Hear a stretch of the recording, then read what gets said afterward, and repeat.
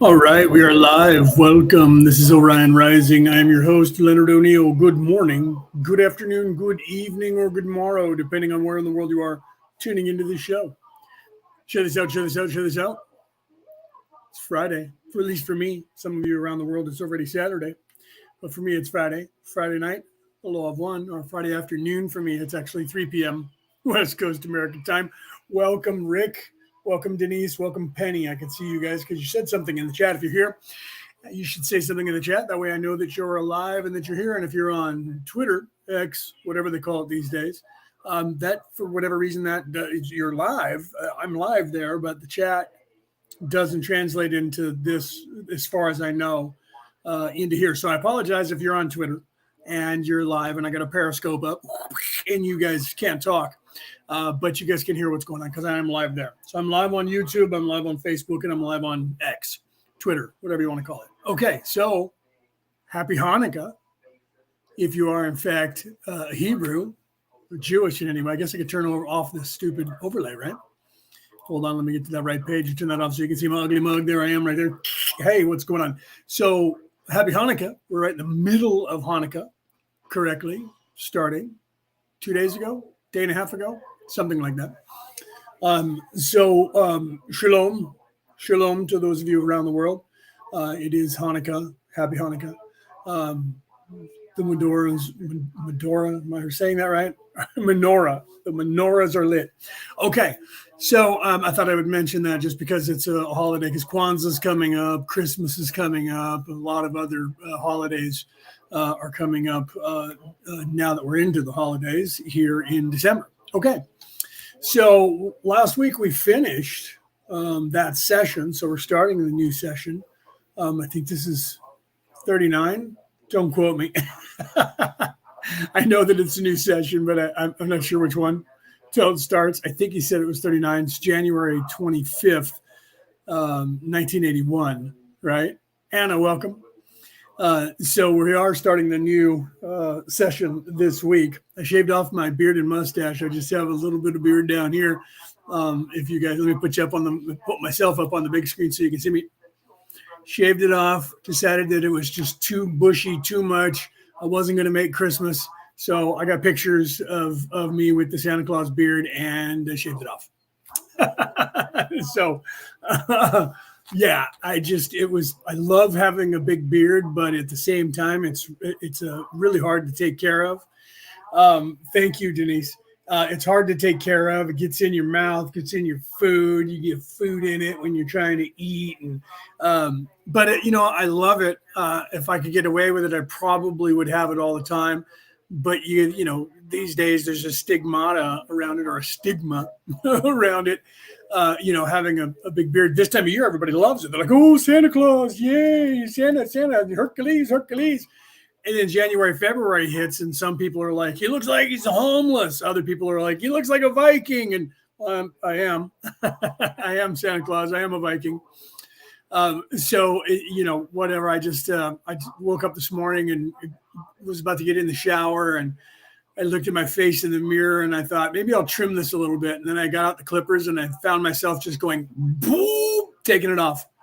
And as soon as I went down this side right here, I looked at myself and thought, well, it's too late now. So I went ahead and just took it all off and said, you know what? Now my face is cold. I got to get used to not having all that hair on my face. I just got used to it.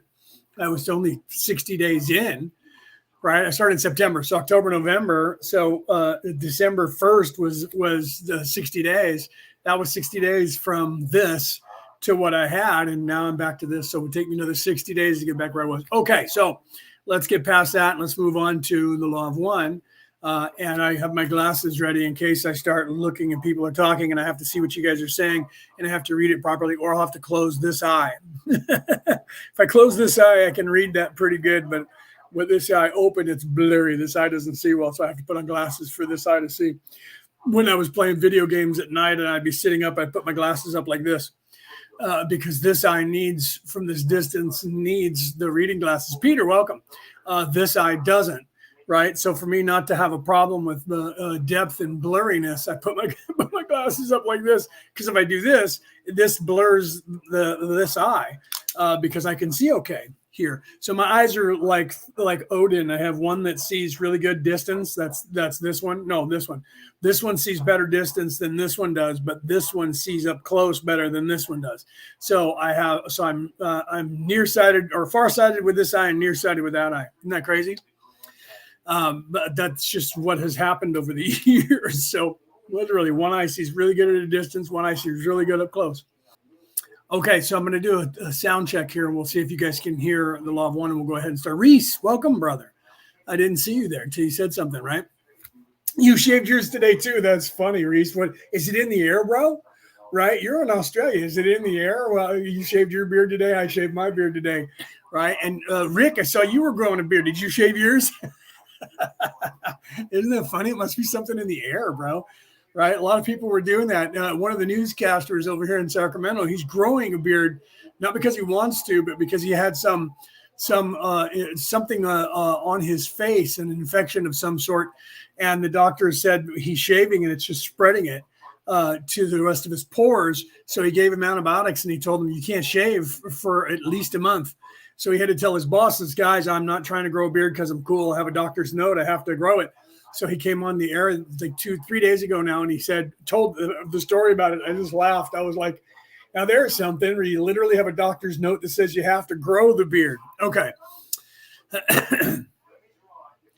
Right. Penny says, I'm nearsighted. See, now I got to put my glasses on or close this eye over here. If I don't see it with this eye, I'm nearsighted. One for sighted, and I'm the same way. Right. So you're the same way, nearsighted and farsighted. Isn't that weird? I don't know how that developed and why my eyes. Well, I do know this eye, actually both of them. This eye I burned twice. Once I had a cigarette ash get in it, and that burned my eye. Another time I was lighting a match to light a cigarette when I was in my early 30s. And you know how sometimes when you strike a match, some part of the flint pops off. It popped off and went in my eye and burned my eye, and I had a blister right where I was seeing, right on my retina, where I could see until that blister finally healed and popped. But the doctor said, don't touch it. You can't do anything about it. Leave it. Got to leave it until it pops on its own, or you might have a scar there and not be able to see. This eye, when I was a kid, back in the 70s, when I was a little boy, before they had the gasoline pumps at the gas stations out here. I don't know how you guys are in your country, but there's this big rubber grommet that is a stopper that when you put the gas pump into your gas tank, there's a rubber big grommet that sticks over the top of your gas, the side of your vehicle. And if the gas comes up and it wants to splash, it shuts off. It actually shuts off the gas pump so that it doesn't pump any gas as an emergency stop. We didn't have those. And the reason that we have them now all across the United States is because when I was a boy, my father was talking to the owner of the gas station who was a friend of his, and he was pumping gas. And I was standing as a little kid looking at the gas pump and listening to them talk. And I looked down at the gas pump and the tank overflowed and my father wasn't paying attention. And the gas sprayed out and sprayed me in my face and got really badly in this eye and burned the eye. So I've had problems with both eyes getting damaged and burned over the years. And so now I don't know if that's affected my vision, whatever. That's not very important, is it? Right. And see, if I go back here, I can see better with this eye, but it's still blurry. So if I lean back, if you guys ever see me do this, it's because I'm trying to read without my glasses. Anna said my husband is the same long one and short one. Yeah, isn't that weird? I don't know why that is. And he drives trucks, right? So I don't know why that is.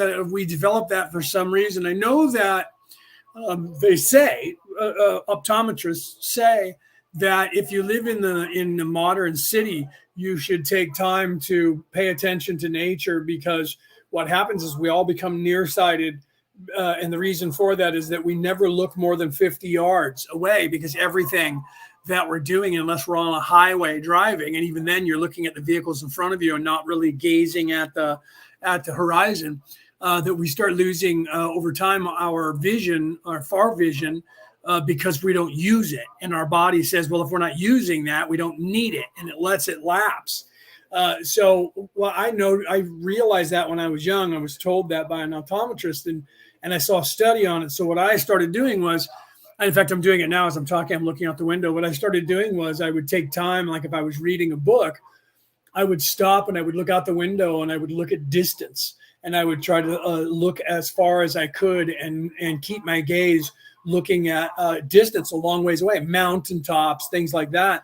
And I've tried to do that my entire life because of them saying that we lose that distance because we only look when we're in a house or a store or a mall. We don't look more than 50 yards away from ourselves at all. Even if you go to a baseball game, your seat is usually, even the furthest seat away is only maybe 100 yards away, if that. So truly, we start to lose that vision. It's not like, Aborigines. And then I don't know why I'm telling this story, but for some reason I feel like I need to. But the Aborigines, a long time ago, 100 years ago or so, the West was talking to and dealing with the Aborigines, especially the people, the English government and the now Australian government, and they were out in the outback with an Aborigines, and one looked out, across the desert in this great divide, this big valley, and there was land on the other side, and he's waving like this, and all of them were looking and couldn't see what he was looking at, and they're all, "Who are you waving to?" And he was like, "That's my cousin right there." And they're like, "Where?" And they got out binoculars and and telescopes, and they looked, and sure enough, there was another guy waving back.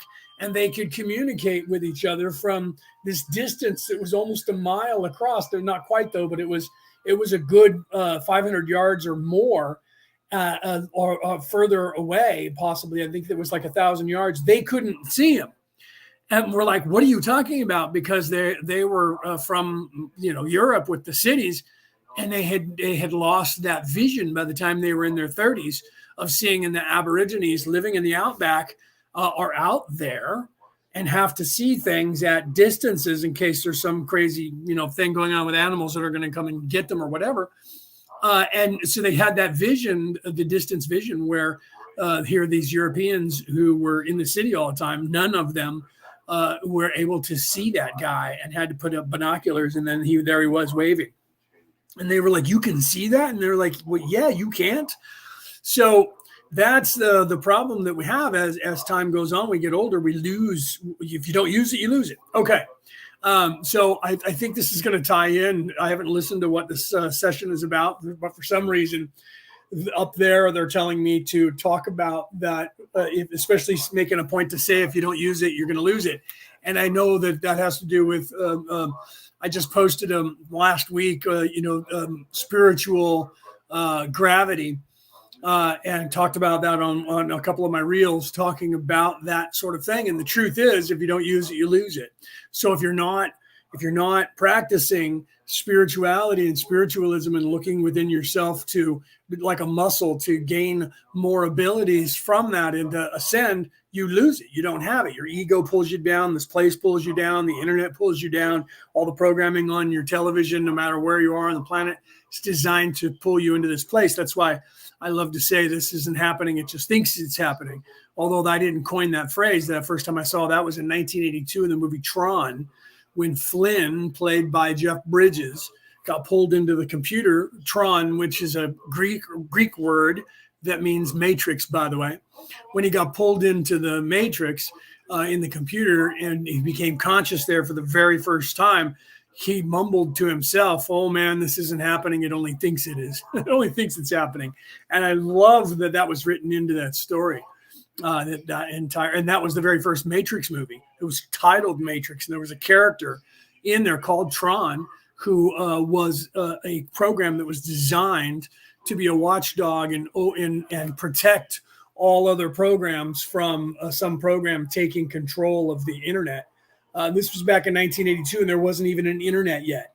It was just something inside the computer that was theoretical.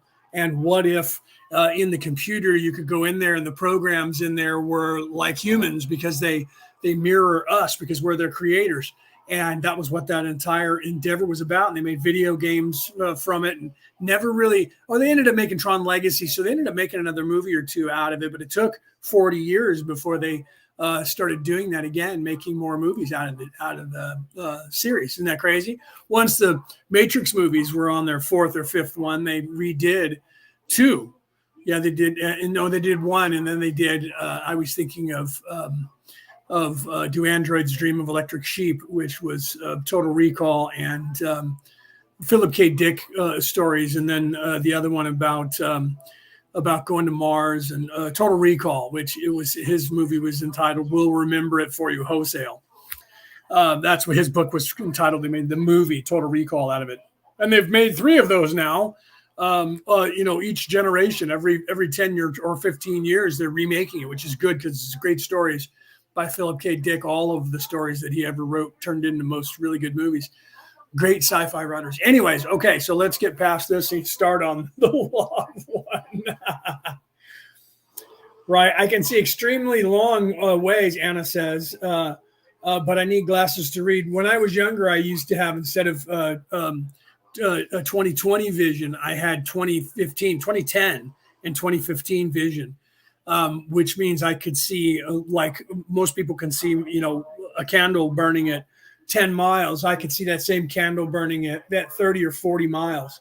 I had really good vision. So did my son. And I remember one time I was at work and he came to see me, and I was getting off work. So we were standing in the parking lot talking. And I heard military helicopters, and I turned and I looked, and he heard them too. And we both turned and looked, and there was a little teeny pinpoint, and they must have been 4 or 5 miles away, quite possibly more than that. And I looked up and I said, that looks like it wasn't a Black Hawk. What was it? Maybe it was a Black Hawk or a CH-53. It was a Black Hawk. And I said, that's 2 Black Hawks. And he said, there's only one. I said, no, there's 2, and they're flying in tandem, but they're really close together. And he said, no, you can't see that. I said, I can, and I can actually hear the rotor. I was really good at that, identifying military aircraft. His mom hated that about me and brought it up in our session when we went to the counselor, as a matter of fact, that I could identify all military machinery from around the world. Currently, at that time, 40 years ago, I can still pretty much do the same thing at any angle, top down, bottom up, side, other side, doesn't matter. It doesn't matter the country. I had it all memorized. It was a prerequisite of my family, a bunch of military people. So I learned how to do that. Weapons, everything, you name it, rockets in the air, flying. I could tell you what it was, who fired it, how it was fired, where it came from, who launched it, the whole nines. So my son was okay with that. Pardon me as I'm coughing a phlegm. But he looked and he said, it's only one. So we just stood there and waited. And eventually it got close enough to where we could discern that there was, in fact, 2. And then we could tell that they were, in fact, 2 Blackhawks flying directly at us. And he was like, how could you see that? And I said, well, I have an advantage over you that I've been trained by the militaries to be able to identify that, where you haven't. You just have my training. So I said, I literally started by the time I was like 13. And by the time I was 18 or 19, there was not anything on this earth that I couldn't identify from looking at it at any angle. And he started laughing. He was like, oh, my God. So then, of course, he says, OK, let's test our vision. And when we did that, he could see just slightly about 3 or 4 feet in front of me. He had to step another foot or 2 to be able to see things. And I was like, we need to get you tested. Turned out he also had 2015 eyesight.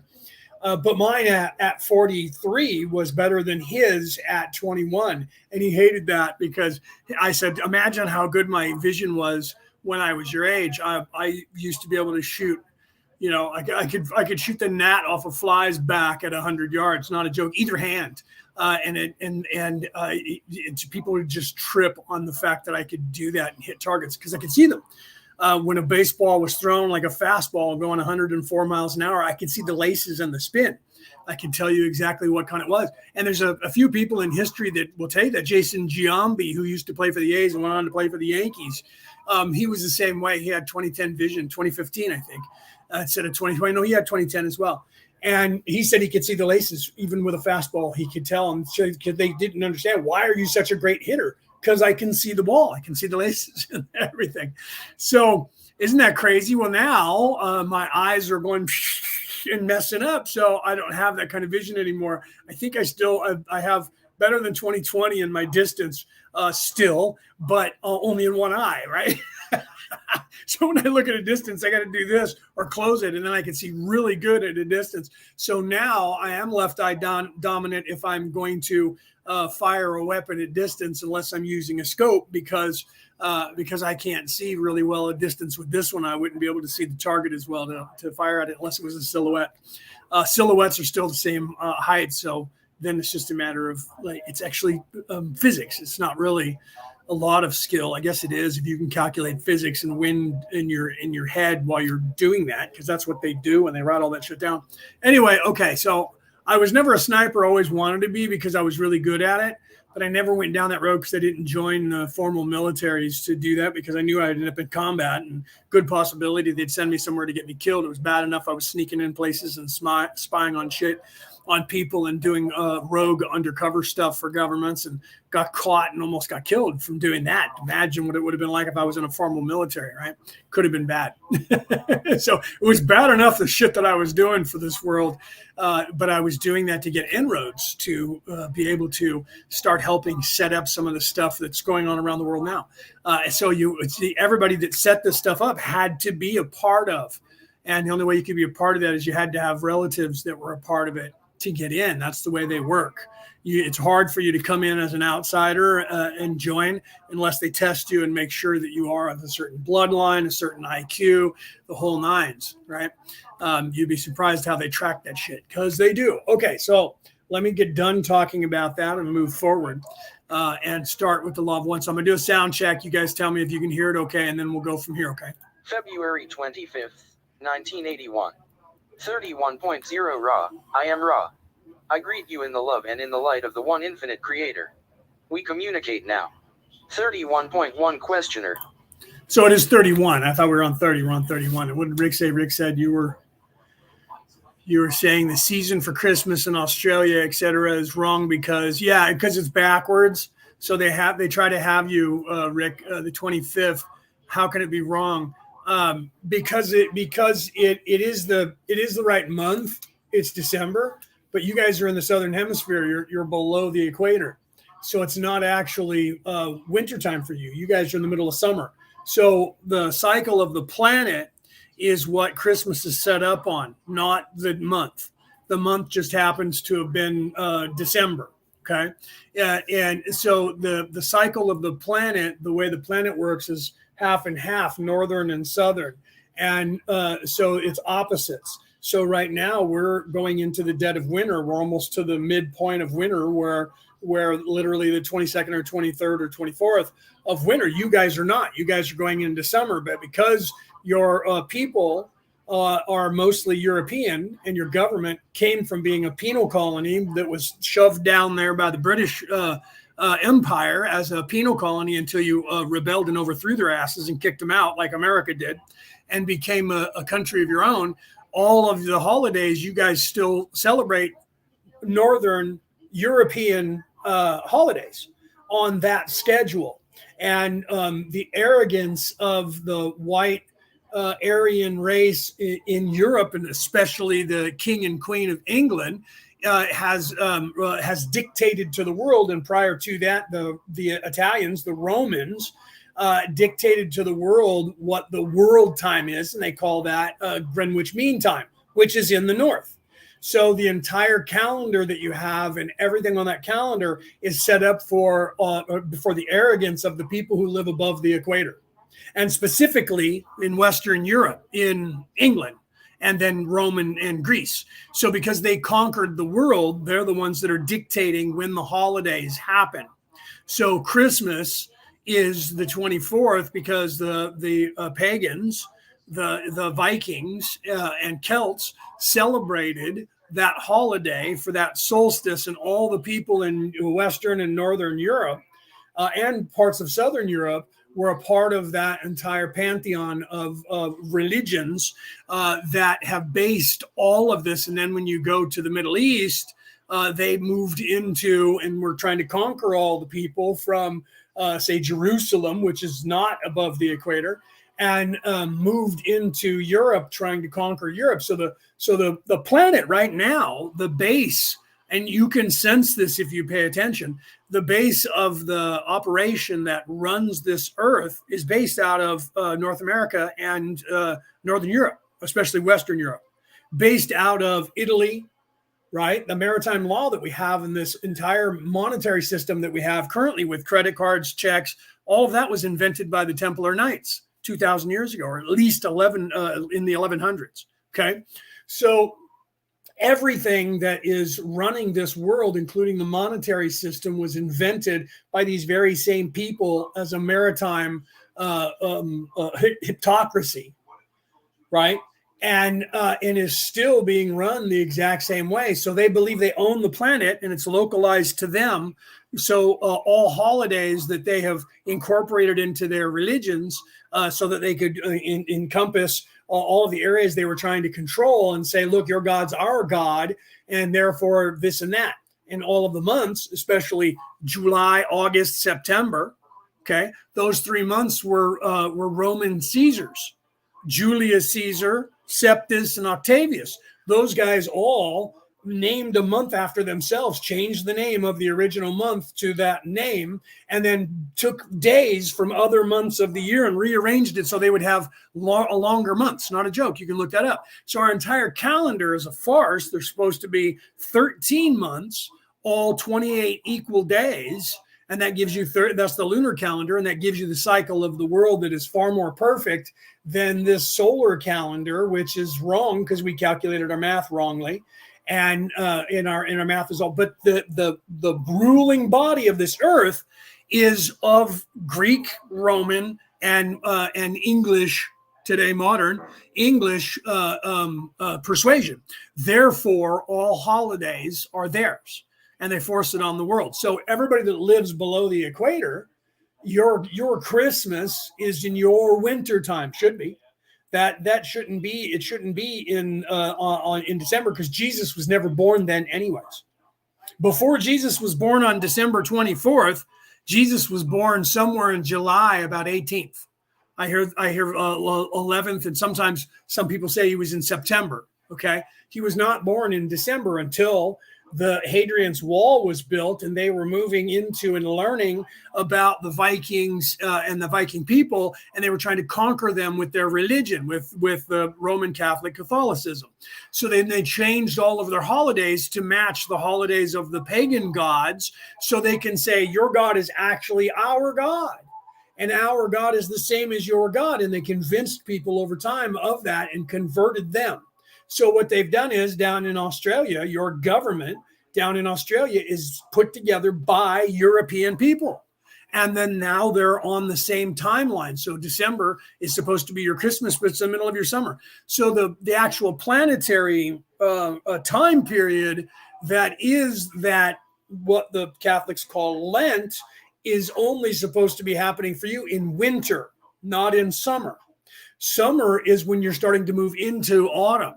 So the summer is burning hot, and then you move into fall, and then you move into winter. And that cycle is the cycle of when the veil is super close to being completely missing, just like in October up here. That's not a global thing. That's only half of the globe, because the other half of the globe is not going into winter. It's not going into fall like we are now, and then having that long winter when the God is supposed to be dead and being reborn because he is being gestating in the goddess's stomach. And then he's reborn in springtime and gives life. The life bringer comes back and gives life to the planet. Well, that only happens in the north in January, February, starting in March, April, and then going into May is now going into summer. So for you guys, below the equator, it's opposite time period, because right now the planet is above our sun. So you guys are getting more sunlight and all of us up here are getting less. And then in the next half of the year, the planet, as it's going through its rotation, comes down below the sun, and then everybody in the north gets all the sun. So you're supposed to be going by that cycle, not the cycle of what people have set up. You guys are supposed to be on the cycle that the planet is on. And the reason that our planet is screwed up is because they have condensed everybody and convinced everybody that December, doesn't matter where you are, is supposed to be Christmas, because they're trying to make money worldwide with their retail. That's the only reason that any of that is happening, is because they're trying to make money. Cassie, welcome. Pamela, welcome. I didn't see you guys until I just happened to look up. I have my glasses off, so I have a hard time reading the chat, and I start calling people by the wrong names because I can't see unless I close this eye and I can see okay. So literally, bro, that the below the equator and the further you get to the south, you're supposed to be on the cycle of this planet, what it is for you, indigenously to you. So right now is summer. Just because it's December doesn't mean that it's Christmas. If you buy into the religion, which they lied and changed Jesus's birth from July to December to conquer the Vikings and those Greeks who were left over, who were following Pan, then you buy into that and you do that. And then you run out to the store and you give all these corporations that are worldwide all of the money that they want all at the same time. They don't want it to be northern and southern hemisphere of the planet. If they could probably get everybody to go by that, they probably would, just because they could have Christmas running all year long, right? But they can't, because the religion was set up to conquer the people in the north, and they live in the north. So these people who are in charge of this planet and the days, months, years, hours, that governing body is Western Europe right now. Western Europe or Southern Europe, because it's Italian and British, and then you have the Americans who are run by them, and then all of that being run by the Nazis. If you really look at that, okay, so literally you have all of these personages who believe they own the world, and the majority of them, 90% of the people who believe they own the world, are European. 90%. Okay, there's only 10% of those oligarchs worldwide, because they need to have their ties to Africa, South America. But the truth is, they treat them like they're a third-class citizen. They don't treat them like they're equals. So the only equals in their mind are European white males. Okay, and those families. I mean, you probably know that, right? So the entire world is based on that. He who controls the spice controls the universe. He who controls the world, controls history. So they make the golden rule is he who has the gold makes all the rules, right? So literally, I know Cassie's like, you're on fire. So literally, you have to realize that the southern hemisphere of the planet should be on the opposite cycle than the northern hemisphere, despite what the religions and the people from Europe are trying to tell you, what time of day it is, what month it is. You could say it's December. That's okay. We could stay on one calendar for the whole world because we were supposed to, but your seasons are opposite. So how can you have the dark time of the world happen to you in the middle of summer? Do you see? And what you don't know, and what 99% of all humans on this planet do not know, is that wherever you are in tune with nature in that specific place. And you're supposed to be in tune with nature in that specific place. We call it jet lag when we go from one time zone to another or go to the other side of the world, because what? I have to get used to the idea that your days and nights are opposite. Well, since nothing happens at night and everything happens during the day because they set it up that way, so you literally, unless you're going to a city like New York or Las Vegas or somewhere that never sleeps, you're going to have most of the stuff happening during the daylight hours. So when you get to another country on the other side of the planet or below, like I'm here in California, if I went to Australia, I would have to change my schedule so that I would learn to go to sleep when you do and wake up. But yet you're saying that it's okay to have Christmas in December. However, that if that's the case, I should be living by the same time zone of where I live in the northern hemisphere, but daylight isn't then, so I would be up at night when you're trying to sleep, and I wouldn't be able to get anything done because your entire society is sleeping and there's nobody doing anything and no shops are open and no people are on a stock exchange or any of that crap. Do you see? So because they've made retail and corporations, and they say, early to bed, early to rise makes a man healthy, wealthy, and wise. Wherever they are, they go to bed when it's dark because back in the day they were afraid of it. And some of them still are, okay? Afraid of the dark. Children afraid of the dark, huddle and hide in the darkness and wait for the daylight, and then they start their day. That's something that we humans started doing because we couldn't see the animals until they were close to us.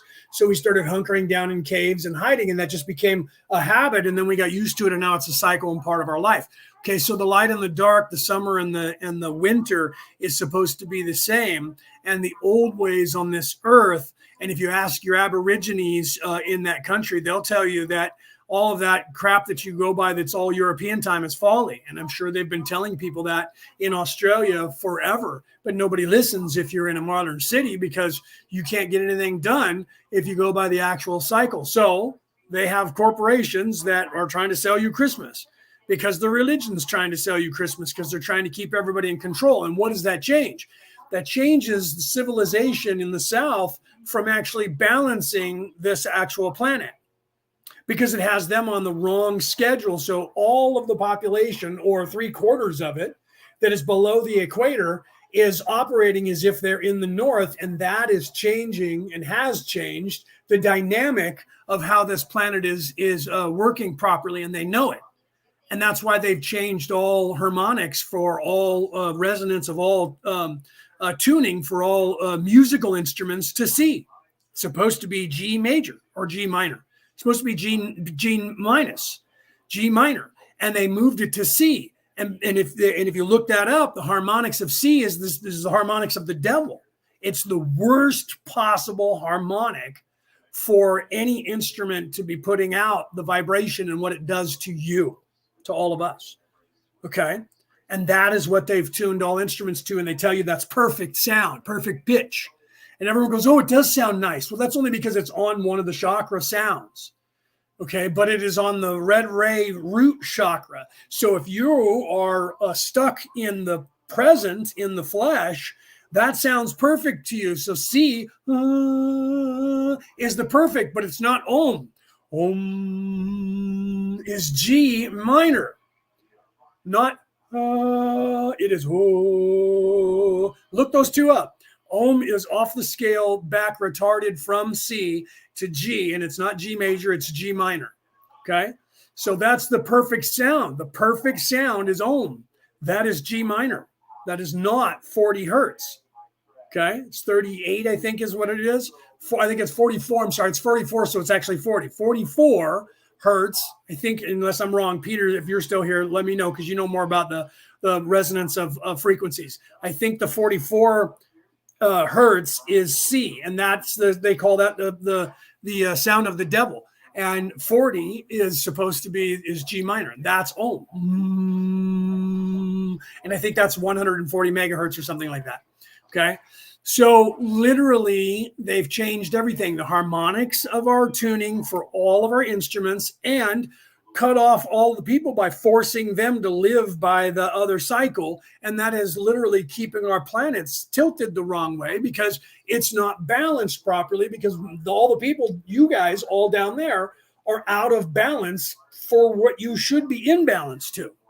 You're out of balance for nature completely 100% of the year because you're living by what they tell you in the north and the cycle of the northern hemisphere of the planet that you're living on. So therefore, you should be celebrating. You could do Christmas in a Christmas tree in December, but the truth is that holiday is supposed to be your solstice in the summertime. We have we have Mabon. And then we have what is it called for the summer up here. So we the people in the north are still we're on the same cycle that is what our planet is on. So we have a spring, a summer, and a winter holidays and solstices. You guys are doing spring in your autumn, and you're doing summer in your winter, or the other way around. Yeah, no. And you're doing winter in your summer. So you guys are completely off. It's the people that are listening to the Aborigines that are doing things on these solstices at Uluru, one of the chakra points of the planet, that they're not doing it. You notice they don't tune it to the holiday that is from the north at all. They don't even mention that.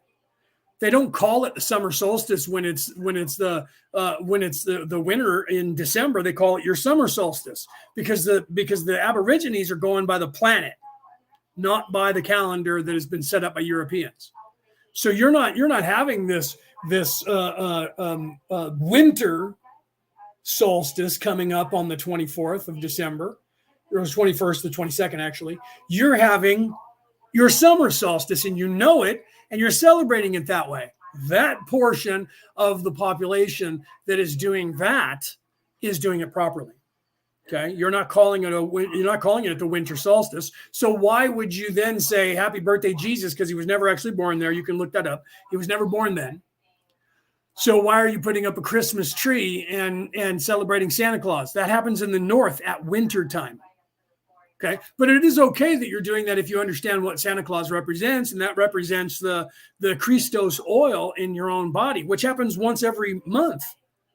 And my cycle just ended yesterday. Yes, yesterday.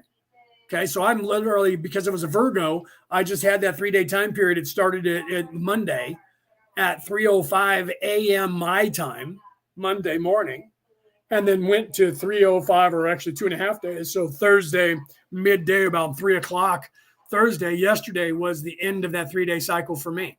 And that's just Virgo. And then you have, but everybody has their own cycle depending on your solar sign and when the moon moves into that.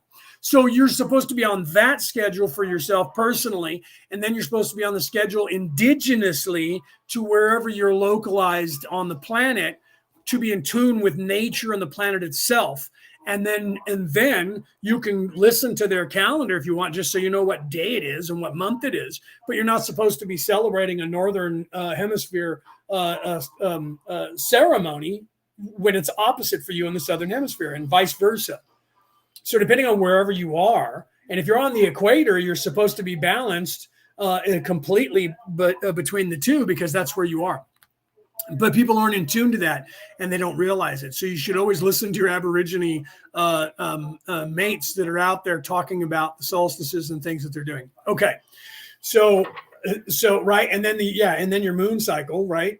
You need to look into those. There's a website out there that I've given to half of the people in the chats, posted many times, where you can look up your own sun sign and find out what 3 days a month. I have my calendar on my phone programmed out to 2026. And as that gets closer, I'll program it out further. I just stopped because every month I had to go in and say when it was and program that into my calendar. And then that changes because we change times. So the time shifts an hour. And the first time that happened, I was like, why is this time off? And I wasn't paying attention. And I reset the time, and then the time changed again. And I was like, oh, all right, I'm going to leave it on standard time then, because that's where it should be. Because that time change screws everybody up here, and you go off of standard time to daylight savings time, and you lose an hour, and that screws you guys up over there in Australia if you don't change your time. You're like, why is Leo wanted a different time all of a sudden?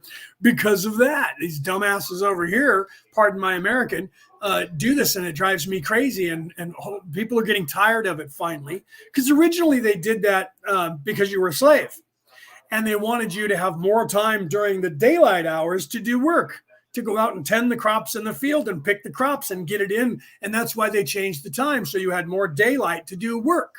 Well, people now, it doesn't matter, because that 1 hour doesn't change anything. We have machines. Before it was people. And then over here, you still have slaves doing it, running around out there doing it. So they're the only ones that it affects. But most of those people come from a place where they don't do a time change, and they just know it's night now. Who cares? Right? So it's just the corporations who want to keep everybody on a daylight schedule. And that's why they did that. So over time, there's that word again. The people even in this country are getting tired of that stupid time change. And everybody's talking about, we just need to end it on stay on one time. Don't care which one it is, daylight savings or standard, just pick one. Well, they've realized that you can stop it as a state on your own but you have to stay on standard time. So they are not working on daylight savings time. They are working on standard time at all times. In fact, the cabal, whatever you want to call that secret society, they actually don't run on your time, my time, the time that we are actually on that is linked up to Greenwich Mean over there in Europe. They call that barbarian time. They used to call it slave time until people actually started getting onto that. So then they call it barbarian time now, and most people don't make that connection. That's not a joke. That's why you never will see a politician show up when they say, well, he's going to be out at noon. They never show up until after 7 minutes after noon. Always. You'll be lucky if they show up 5 minutes because they're on a clock. Their clock is set up 7 minutes ahead of yours. So, or 7 minutes behind yours. Right? And that's not a joke. 5 to 7 minutes. And some people say it's 15. That's why they're never on time. They always go, sorry, I had things. No, that's not what it was. If they tell you they're going to be there most of the time, that's why ball games start at 5 after. Like over here in the United States, baseball games start at 5 after. Why is that? They always start at 5 after the hour or 35 after the hour. They never start at exactly top of the hour. Why is that? Because they're not going by your time, our time, what we all do. They're going by their time, which has to do with equity and money. So the baseball game and the football game start at 5 after or 35 after, and now they're even pushing it to 45 after, 15 and 45 after. So that where some people say that they have that they're 15 minutes behind us is showing kind of true. They never started everything else. All the programming for you, me, and everybody else starts at top of the hour or bottom of the hour. Programming starts at exactly on time. At the top of the hour or bottom of the hour, because they have you programmed to check in. That's why I do my show at exactly the top of the hour, because everybody's used to that. And if I show up at 10 or 15 minutes after, they're like, where's Leo? I don't know, I'm gone. Because you're trained to look for things at the top of the hour or the bottom of the hour, one or the other, and then move on. If they're not there to get you, you're supposed to look for your master. Move on and look. Do you see? Where's your master? He should be here already. And you always wait 5 minutes before you go, all right, I'm out. Why is that? You don't realize why that is. You do that because that's their time. If they are, instinctively, the boss is going to show up at about 5 after. By 7 after, if he's not here, he's not coming today. And all those of us that are doing shows know that. Okay? Those of us who are doing shows know that, and that's why we try to start right on time. And those people who are lazy and like they say, well, we'll just get started whenever, you guys start asking questions at like 5 after. Hey, are you going live? Because you're programmed to go, what's going on? Why aren't we live? You said you're going to be live at whatever, noon. And now it's 5 after. You start, but you don't question until 5 after. You sit and wait. Because right about 5 after is when your boss is going to show up. The people who think they own this planet, presidents, politicians, all of those people are going to show up at 5 after. And they'll wait too.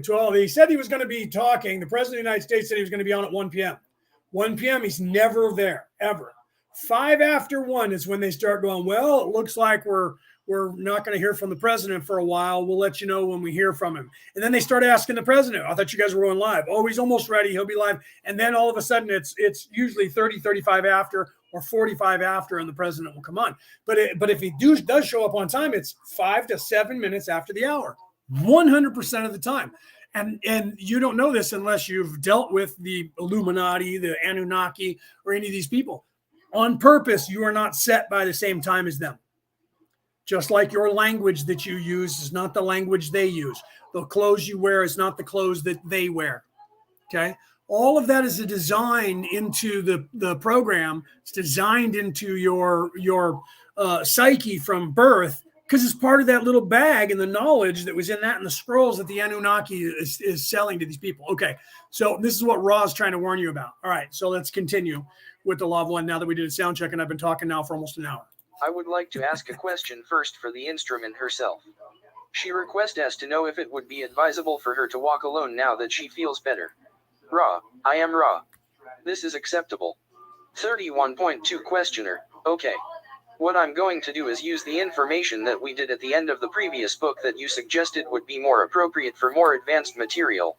We will put it in the book at this point, as we are talking about bisexual reproduction, and I would like to expand on this material a little bit to get some definitions and better understandings.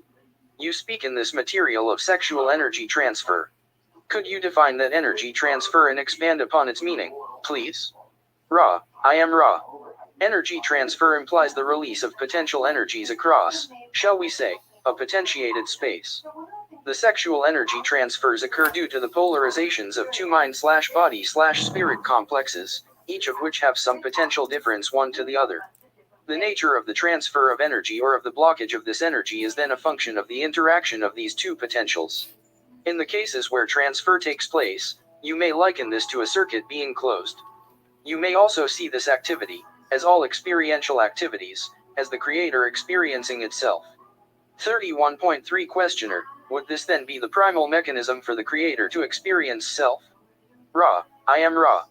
This is not a proper term. Yeah, Perhaps the adjective would be, one appropriate, way of the creator knowing itself, for in each interaction, no matter what the distortion, the creator is experiencing itself. The bisexual knowing of the creator by itself has the potential for two advantages. Firstly, in the green ray activated being there is the potential for a direct and simple analog of what you may call joy. The green ray being the heart chakra. Let's continue. Spiritual or metaphysical nature which exists in intelligent energy. This is a great aid to comprehension of a truer nature of beingness. The other potential advantage of bisexual reproductive acts is the possibility of a sacramental understanding or connection, shall we say, with the gateway to intelligent infinity, for with appropriate preparation, work in what you may call magic may be done and experiences of intelligent infinity may be had. The positively oriented individuals concentrating upon this method of reaching intelligent infinity, then, through the seeking or the act of will, are able to direct this infinite intelligence to the work these entities desire to do, whether it be knowledge of service or ability to heal or whatever service to others is desired. These are two advantages of this particular method of the creator experiencing itself. As we have said before, the corollary of the strength of this particular energy transfer is that it opens the door, shall we say, to the individual mind/body/spirit complex's desire to serve in an infinite number of ways another self, thus polarizing towards positive. 31.4 Question. Okay, so a lot said there. So literally the balancing of the two energies is what Ra is referring to by the bisexual energies or balancing. Not saying that everybody has to be bisexual, in a physical sexual manner. However, some people are. But the balancing of the masculine and the feminine energies, because the Godhead, okay, the creator of the universe, whatever you want to call that, is androgynous, male and female, neither, but both. Okay, just like everything else, the creator is everything and nothing, 9 and 0. Okay, so the creator is masculine and feminine, both and neither. So we are supposed to strive to that. The only way to ascend is to stop being in the physical and balance that physicality with the spiritual, because that is our totality. So we're supposed to do that while we're here. It's after, but we're also supposed to be moving out and realizing the infinite, the spiritual. And because eventually we move away from the physical completely, but in this place, we're still relying on the physical because we're in a physical place. So we're not supposed to completely go into only the top 3 chakras and ignore the bottom 3. You're not supposed to ignore the ego. You're not supposed to ignore your body. It's not supposed to ignore this place and just say, I'm going to be out of my head completely all of the time.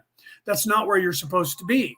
You're supposed to be learning the totality, but extending out from this and living in the all and residing, realizing and comprehending that you are outside of this thing, because here's where you're supposed to get used to that idea and ascend from here. So in the next plane of existence, you are moving away from the physical body slightly more. And then that happens again and again until your body completely is gone and you become energy. But that's not going to happen in this place, ever. That's why everybody says, oh, we're moving into, well, now people are saying we're moving into 12D. So now they're jumped. First it was 3D. We're jumping into 4D, and then we skipped 4D into 5D. And that was only 5 years ago. Now we're jumping past 5D to 12D realization in living goods. Everybody's saying that now. I'm okay with them saying it. They're wrong. We're not going into the 12th dimension or the 12th density at all. But them utilizing that to expand their consciousness, even though it's a misnomer and it's not correct, it is pulling people to the realization and the possibility of the infinite. So I don't correct anyone out loud in public, but the truth is we're not all of a sudden now shifting to one place before we're back one with the entire creator. We're not there. We could barely even, if that were the case, there would be no war, there would be no famine, there would be no cost for anything, because everything would be free and abundant and everybody would have everything they need, including healthcare and retirement and food and housing and electricity. And the fact that we can't manage that right now should tell you a society is not about to emerge back with the creator. That part is just as folly as saying you're going to die and go to heaven. There's only one life and you got to do real good. And then if you have water chucked on your head and I wave my hand at you and say some shit in Latin and throw some water at you, flicking on you, in nomine Patri Filii Spiritus Sancti, you're good. Now you get to go to heaven. And if you don't have that, you're going to this other place called hell and you'll burn there forever. And we'll chop your head off of your body because without your head, you can't get to see or talk or anything in the afterlife, because me chopping off your physical head is going to chop your soul in half to where you're going to be blind. That's what they told everybody for the first 2,500 years of that religion. Not a joke. It's just been in the last 40 years that people went, yeah, I'm not buying that. Okay. Because so many of the things they say is just completely crazy and asinine. I was watching, here's another example. I was watching The Chosen, okay, that the TV series that is talking about Jesus's life. So literally they're standing in a church, and this was when Jesus sent them all out on their sabbaticals to go out. And this is where the Mormons picked that up and everybody else picked that up, where you have to go and help people all around the world, because Jesus sent the apostles to do that, and they're following in line and making you do all the work. That's what that Jesus wasn't doing. He was doing it to prove a point. And it's good to prove that point, but nowadays the churches are doing that because they're getting you to work for them for free. They're not doing it because they're trying to teach you anything, because they don't even tell you what you're supposed to be learning. Oh, wait, and that was the main course of the conversation. Well, when Jesus wasn't telling us that he wanted us to understand, just to do it. And I'm like, yeah, that was a good setup in the Bibles. So literally they're standing in one of the synagogues, and the Hebrews are saying, because this episode was kind of about this, that if a woman is on that time of the month, she's unclean. And if you touch the clothing that she's wearing, now you're unclean and you have to wash yourself in the ocean, in the sea. And you're unclean until the sun goes down. And if she comes near you or in the house that you were in, then you're also unclean until the sun goes down. If you touch her clothes or wash her clothes when she's on that time of the month, you're also unclean. You got to go wash yourself in the ocean and stay there until the sun goes down, because somehow the sun going down cleanses you, and then you're okay and you can come home. But you have to be unclean until sundown. And they're reading this and they're like, and if you associate with somebody who touched clothing who then is unclean, and then you're unclean. If you touch somebody who touched somebody who touched somebody and they were unclean, then you're unclean until sun goes down. So you have to go and wash yourself in the sea, and then you have to wait until sun comes down. And you can't have sex with your wife until after the sun goes down because of that. And if she's unclean, you can't have sex with her during that time period, because that'll make you unclean. So she has to go and wash herself in the sea. And I'm just listening to that, and I'm like, wow, and that is insane. Okay, so all of that again is like saying don't eat pork. Well, 3,500 years ago, they didn't have any kind of refrigeration or any way to preserve the pork. So the best way of keeping people from poisoning themselves was to say don't eat that. Okay, that's the only reason they said that. Oh no, God has decided that a pig is not to be eaten. Oh, so then why didn't we destroy all pigs on the world because God said we shouldn't be eating it? Why didn't we say we just take that out of our possibility to eat it by killing them all off and eradicating that from existence? We don't have to worry about it anymore. Nope, because we have to have the temptation.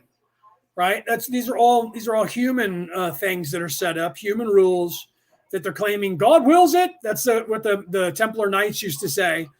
In fact, we still say that, and we say it sometimes jokingly, but sometimes not, because that's what they would do about anything. They would say, we need to go and attack the Saracens. God wills it. God wills it. And they'd all go, God wills it. Let's go. Because God wills it, because we said so. Okay, so that's do as I say, not as I do. And they just make shit up as they go. And they claim that they talk to God and they spoke to God. How do you know? You're not supposed to be able to talk to God. Only the priests can talk to God. So therefore, we'll ask the priest. And the priest goes, oh, well, yeah. And then if the priest has the same agenda to make money that the Pope in Rome has, they're going to tell you that this is God's will. How do you know that God talked to you like he did Moses? You're going to go to hell for questioning me. Do you see how that all is being played out? It's insane. All right, so let's continue here. So literally, let me get back on point, and then we'll move from there.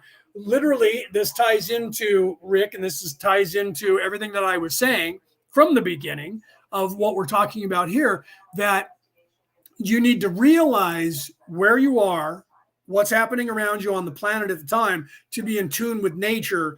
And you're supposed to take the responsibility of yourself to realize that Kundalini, Kunda buffer energy, the two energies of the masculine and the feminine, and you're supposed to be balancing those and moving into the upper chakras and balancing your totality, all of your chakras, so that you can have access to infinity, infinite wisdom, infinite love, infinity itself.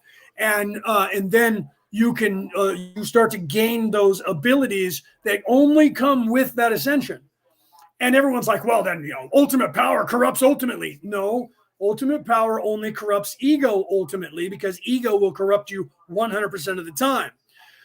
People who unlock these doors that Ra was just talking about, when you unlock those, you're going to only unlock those when you have the ability to not use them for your own good, to gain monetary or popularity or clicks or likes or acolytes and people following you, because you can gain some of that knowledge and use it to your advantage. And that's what a lot of people do or claim to know. But that's still magic with a C, not magic with a K. And those of us who have unlocked magic with a K, we know the difference. Okay. But you guys down here don't until you do. So we have to allow you to be duped by people until you figure it out on your own. Because if I say to you, don't put your hand in the fire, it's going to burn you. You're going to look at me and go, yeah, I wasn't going to put my hand in that fire. What are you, stupid? And then I walk away and you're going to put your hand in the fire and go, fuck, that was hot. I'm never telling him I did that. Okay. That's the ego. That's the mind of a child. That's what children do. And that doesn't mean when you say the word children, that conjures up in your head somebody below the age of 18, and usually somebody from 0 to about 11 or 12. That because you're conjuring up a physicality and thinking that's what children are, or that physical body. It has nothing to do with anything whatsoever when it comes to your maturity level at all. It does not. You can have children that you can meet who are 10 years old who talk like they're 100, because inside they are. Okay. And then you can have people that are 100 years old. Well, that's not a good example, because a lot of people, when they get that age, they regress and start acting like children. So let's move away from that. You can look to somebody who's 35 or 40 years old or 50, and you expect, well, they're wise because they've been around for a long time, and they act the same way they did when they were 10 years old. And you know it. But you go, well, I'm a grown-ass man. I'm a grown-ass woman. Second you say that, you should realize you're not, or you would never even say it. Because a grown-ass man and a grown-ass woman has no need to tell anyone that they are, or prove to anyone that they are, because they know they are. And because they know they are, they act like they are. They just did a study, and then we'll get back to Ra, and we'll get back onto this. They just did a study here in the United States where they actually said, let's take a look at this progressive ideology and these conservative ideologies, and let's do a psychological survey of the population of kids growing into young adults. And let's find out. And so they literally looked at people of all ages, and they asked them all kinds of questions without them realizing what they were asking them for. And they came to the realization that 75% of people who have conservative values earn 4 to 7 times more money than the people who have progressive ideas. They also have a 75% less chance of committing suicide, of being hooked on alcohol, hooked on drugs, and that don't come from a broken family, and have a family unit where they raise their kids, and their kids are also have a 75% better chance of graduating high school, colleges, and going on to become an entrepreneur or successful. On the other side of the coin, people who have a progressive family, progressive parents, they have only a 35% of them become successful. 35%. All the rest either kill themselves, get hooked on drugs, or stay exactly the same way and have a hard time running through life. And then they procreate, and then they teach their children progressive ideologies, and only 35% of them, the ones that usually excel. And this is true. This is not fringe stuff. This was on the news today in here in America. And this is pretty much anybody that's European, because that entire scenario is identical no matter where you are if you're following the European way. And literally that 35% is usually the ones who go against what their parents' ideology is. And more than 65% of that 33 to 35% who become successful are actually adopting the same ideology of conservatism and conservative ideologies in the way that entire, because it's more stable. They have more rules. They have more boundaries. They have more open conversation that is not, you hurt my feelings and I hate you. And that is the truth that they don't want to tell you. They know it because they did a study on it worldwide. And it came out. It was posted. It's you can look in the science weeklies or whatever you have in your country. And that theory, that study hit the world today or yesterday. Okay, that is the findings. So the findings is that structure that is more old world, not European old world, but just old world respect for people, respect for everything that's going on, not protest, burn down shit and all of that. Truly not. And I know that some of you out there that are listening to me, you're going to be a progressive and you're just automatically going to be triggered, and I'm going to be your enemy and you're going to say I'm lying and I'll have to fact check that and it's all bullshit. This is science who were trying to figure this out, not because they were trying to have a political agenda. They were just looking into it to see, because they started with what kind of damage was done to our children because of the lockdown. And then it went further from that. And they started to evolve that. And they said, well, if the lockdown, what was the lockdown? The cause of the lockdown was this progressive ideology. Let's look into that and the conservative ideology and see if there's a correlation there. And that's what spawned this, was literally trying to figure out if COVID has done damage to our society and what damage it was done. And then they went to what started the damage and why. And then they said, I wonder if that has anything to do with everything. And they went further down that road, and they literally said, our world would be better off without that entire knowledge. But of course, that's not going to be widely published to the world, because the people who are trying to continue with their control and take it over don't have those conservative ideologies. So they don't want that knowledge being put out to the world. But it was out there because it's a scientific research and people talked about it. And it's out there on the planet right now. You can look that up. Isn't that insane? That's crazy. So whatever if you follow that religion of evil, you probably either way think that I'm your enemy right now for saying that wherever you are in the world. You either think I'm lying and making it all up, or that I'm drinking the Kool-Aid because you associate with that politic, which is the religion of evil. And if you don't, then you're being honest with yourself and objective with your reasoning. You're going, yeah, if you take a hard look at the world and all the people that are a certain way and all the people that are a certain way, which ones have better success? And well, you can be you can make all kinds of money on the evil side if you join their religion. They'll make sure to pull you up and make you popular because they control all that. They moved into the power, control, and money. So if you're the elite and you're part of their high table, you make all kinds of money because they run this place, because it's their planning. It's their knowledge that this whole place is going by, getting back to Christmas in July or Christmas in summertime in Australia or anywhere in the Southern Hemisphere. All right, let's continue. Can you expand somewhat on the concept that this action not only allows the creator to know itself better but also creates, in our density, an offspring, or makes available the pathway for another entity to enter the density? Ra, I am Ra. As we have previously said, the sexual energy transfers include the red ray transfer, which is random and which is a function of the second density attempt to grow, to survive, shall we say. This is a proper function of the sexual interaction.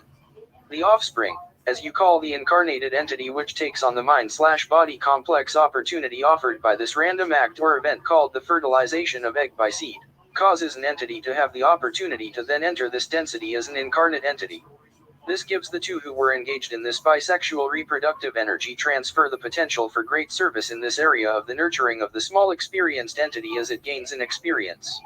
It shall be of interest at this point to note that there is always the possibility of using these opportunities to polarize towards the negative, and this has been aided by the gradual building up over many thousands of your years of social complex distortions which create a tendency towards confusion, shall we say, or baffling of the service to others aspect of this energy transfer and subsequent opportunities for service to other selves. See, which is exactly what I was talking about with this, Anunnaki. Hi, Carolyn, by the way. I saw you talking in the chat, but didn't say hello to you. So literally that is what they're trying to do. This is what they've done. They've tapped in and created this ego that is called television programming and computer programming. And that now the AI, they were literally just talking here in America, they're doing a test with AI and having AI diagnose patients and then having reputable doctors diagnosing patients and to see how similar and to prove AI can do it just as good as humans because they want to get rid of the humans and have AI do everything. And they're like, we're not trying to get rid of you. Well, then why are you comparing AI to humans over and over in jobs that humans are doing? If you're not trying to show humans that we don't need humans, what are you trying to show us with AI? Because every time that's what you're doing. And do you see why? Because then AI can just be programmed to tell you whatever they want you to know. It's easier to program AI to lie to you than it is to convince a human to do the same. Do you understand that? Do you understand that? Okay, let's continue. So literally, they are aware that they're giving you knowledge that can confuse you and to get you to then fall down into your lower chakras and stay residing there. This is what Ra is saying right now, currently. They're aware of it, and they're doing it to you and us and me and all of us on purpose and have been. It's part of the programming that they have in that little handbag. And when they're controlling your pineal gland by holding that pine cone, they're not giving you knowledge, they're taking it away, holding on to it, controlling you with the knowledge that is in that little handbag and the scrolls in their waist. Okay, that's what the Anunnaki and what all that means. Although there is no such thing as the Anunnaki, but everybody calls them that and they're saying that it is. I'm not going to get involved in that because those of you who know me know that I will tell you that story, that the truth about that. There is no such word as Anunnaki. That means those from the heavens came, a race of people at all. It was Anunnaki, 2 words. And that means the prince, royalty, high table, not God, not alien for another planet. 31.5 Questioner, if a sexual energy transfer occurs in green ray and I am assuming in this case that there is no red ray energy transfer, does this mean it is impossible then for this particular transfer to include fertilization and the birthing of an entity? Ra, I am Ra. This is incorrect. There is always the red ray energy transfer due to the nature of the body complex. Right, and this has to do with sexual right energy now. Carolyn, I love that. She's absolutely right. She said AI is the be-all, end-all for those who are asleep, and that's the best form of control for the masses. And that's what they're turning it into, absolutely 100%. So what Ra's talking about here is that, so I agree with you, Carolyn, it's a perfect statement. So, because it's so true. So, but the red ray energy transfer now, he's talking about sexual right energy transfer. And this happens every time a male and female have sex. Well, because the male is the penetrator. So people don't realize, men don't, but what society does is that when the male ejaculates into the female, he's not just putting sperm in there. His energy is flowing in there. That's why women, you guys have all kinds of energy after sex because you gain energy from that act, from the male. He is expended and has none left. And you're like, woohoo, all kinds of energy just flowing through your body. that transfers because it's a natural transfer of energy. If you're trying to get pregnant, that energy becomes important to then propagate the human species properly. And if you know anything about sexual alchemy, you know that if the woman is also ejaculating at the same time, if you guys can time that to where that's happening when the male happens and you're trying to get pregnant, you're going to get pregnant a lot. The odds go up drastically, exponentially, that you will actually get pregnant and have a child and not have crappy genes being transferred. And the scientists know that. And to say that people don't know that, yeah they do. If you're a fighter of any kind or a sports person, they literally will stop you from having sex while you're training.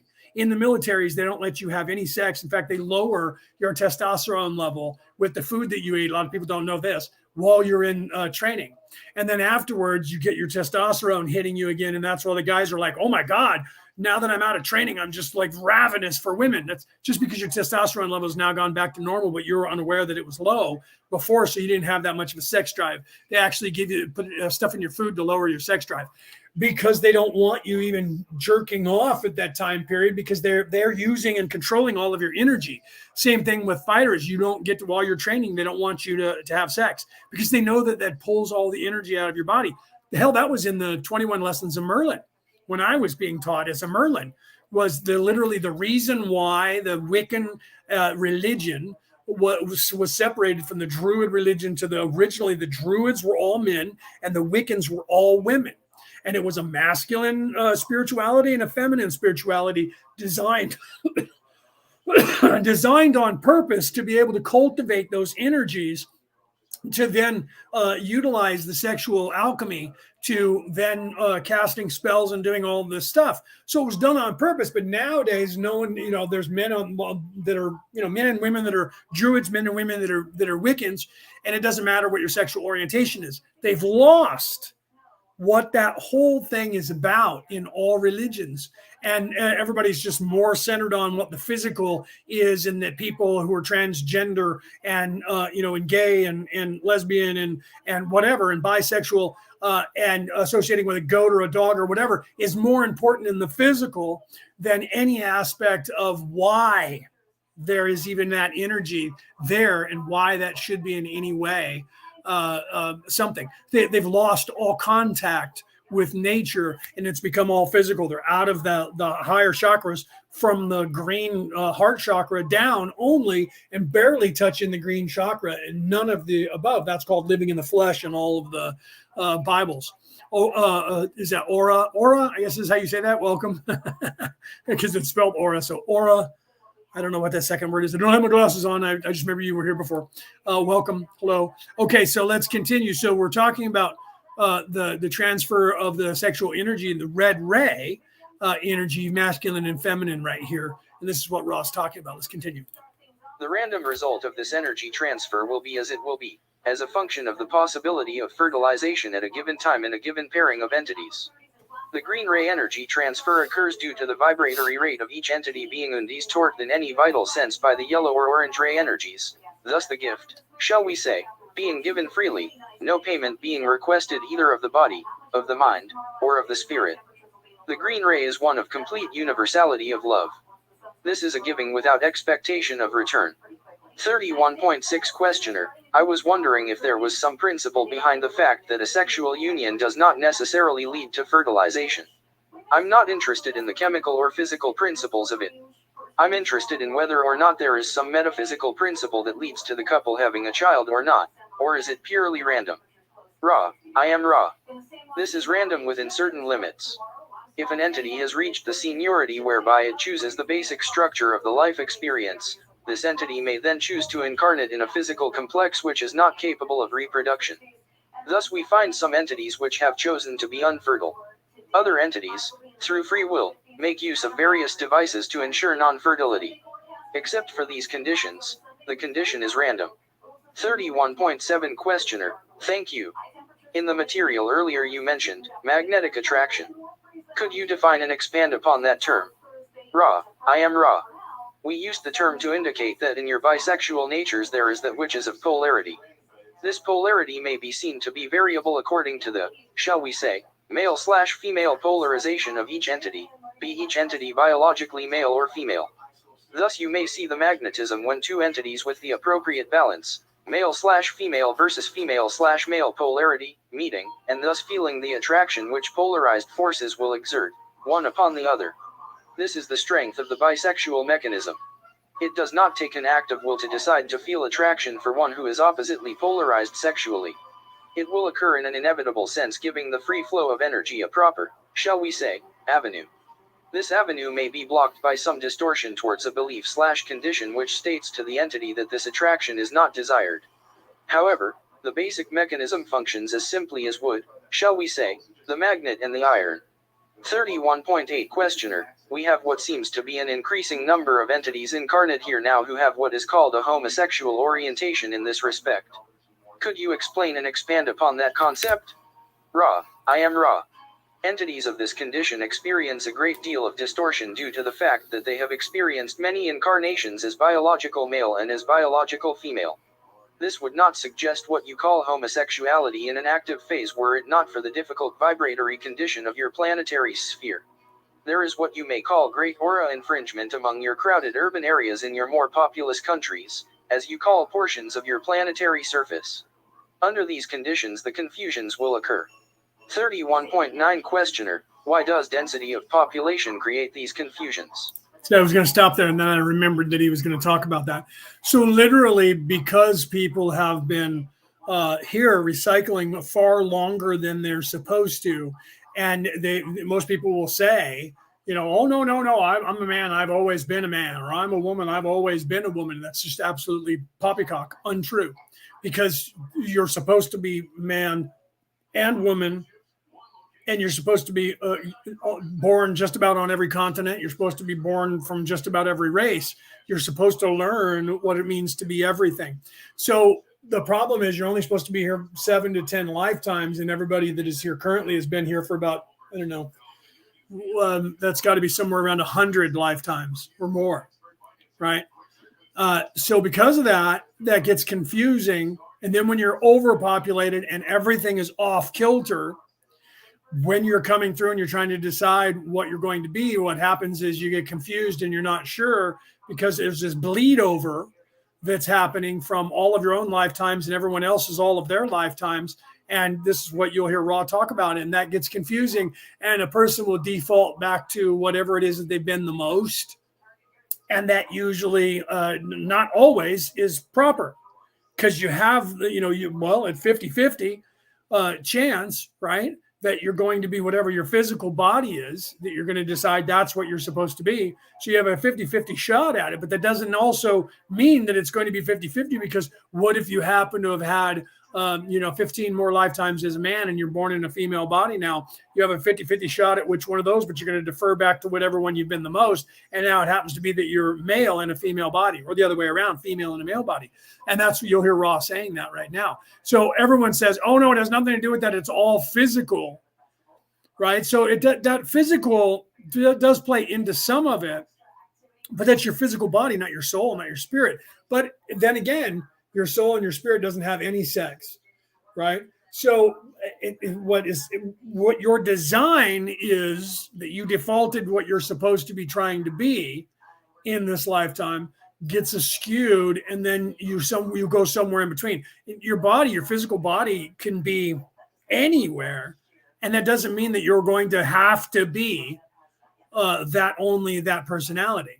You still develop your own personality despite what your physical body is, but that does play some part in it. So if your physical body gets the genes that are going to pull you into being either, then you can either choose to do that or whatever. But depending on the population, the more dense the population, the harder it is for you to see that or feel that clearly. And then when you have a society structure like you do now that's teaching confusion of gender on purpose, there's going to be far more confusion. They already know the reason they're teaching confusion of gender is because they know that it's confusing to everybody because they've been stuck here so long. So they're utilizing that as another form of control to completely get everybody screwed up even more.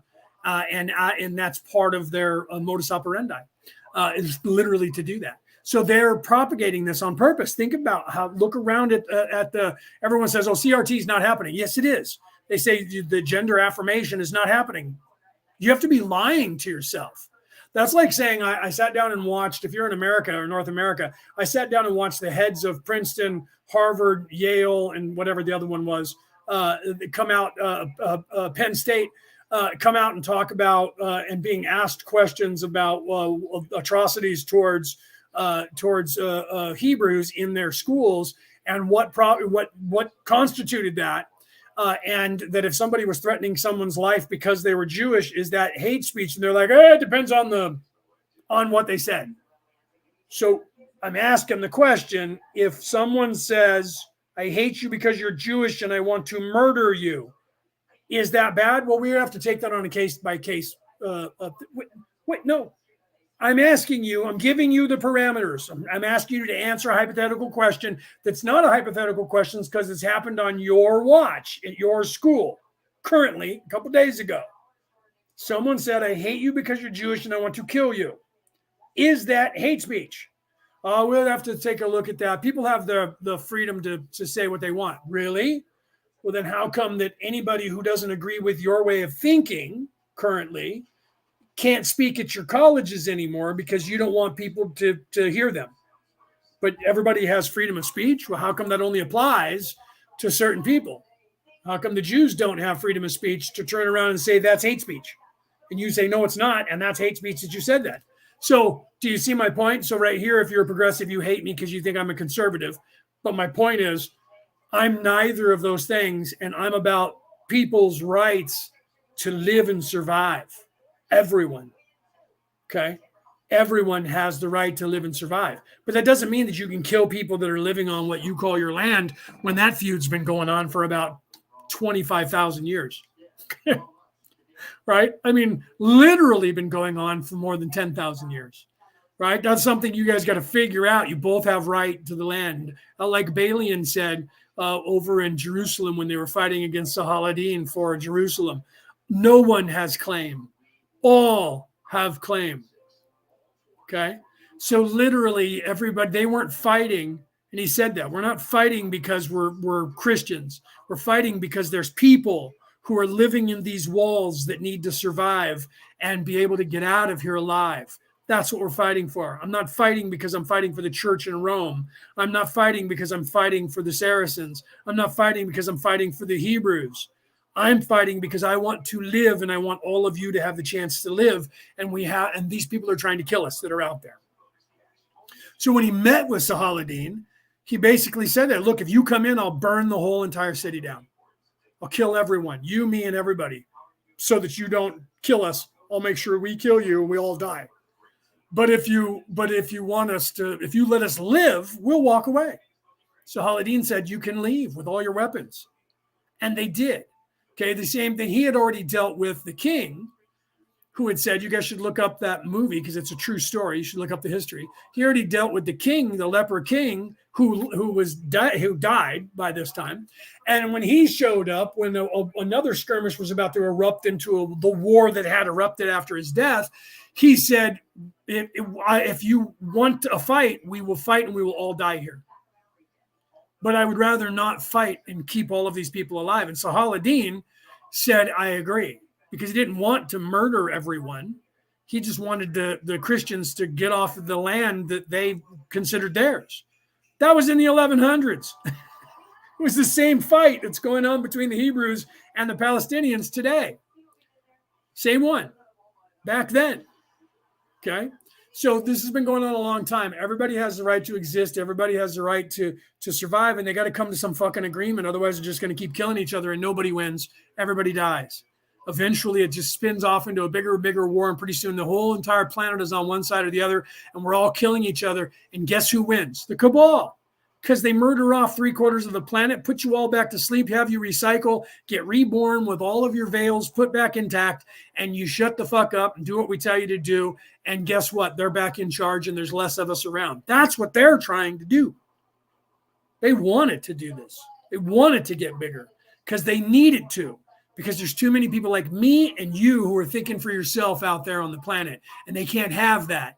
And this is why they're trying to get AI to convince you otherwise. And this is why they're trying to do all of this shit and get you going, oh no, it's a revolutionary war and everybody's on the wrong side and they're the bad guys. Yeah.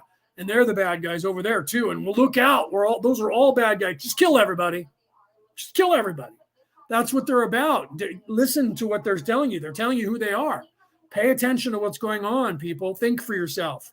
Don't just run because someone says run with the herd. All right, let's continue. Ra, I am Ra. The bisexual reproductive urge has as its goal, not only the simple reproductive function, but more especially the desire to serve others being awakened by this activity. In an overcrowded situation where each mind/body/spirit complex is under a constant... Oh, okay, hold on. I didn't have my glasses on. Let me take a look. Cass, I just saw Cassie just popped up. Leo, Pamela had a question. Okay, let me back up. I saw Peter was saying something, but I didn't see Pam's question. Pamela, where's Pamela's question? Let me find it. Let me find where your question is. Hi, Peter, by the way. I didn't say hello to you, and he's already making comments, probably answering what Pamela had asked. Let me scroll up. Okay, so Pamela says, okay, so it might be a stupid question. There are no stupid questions. There's just questions. All questions are, because they're a question, all questions are good questions. Okay, so it might be a stupid question, but if the both organisms together are the female actually sees colors in this that his energy or something else, is that his energy or something else? Okay, so I'm not sure I understand the question. Let me reread it again. So the question, but if the both orgasm together, and the female actually sees colors that's the aura and things like that. That's a different sense in this. That is that his energy or something else? It's actually both their energy. That's actually a really good question.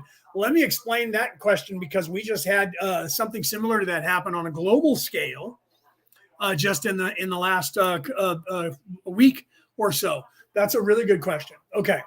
So it is the combination of both energies being together, and how this plays out on the earth for you to see is the aurora borealis. And what you're seeing in the aurora borealis is the Christmas colors, primarily green and red, because those are easier for us to see. But the green chakra and the red chakra, and if you really look at it's flowing across all of the spectrum of light.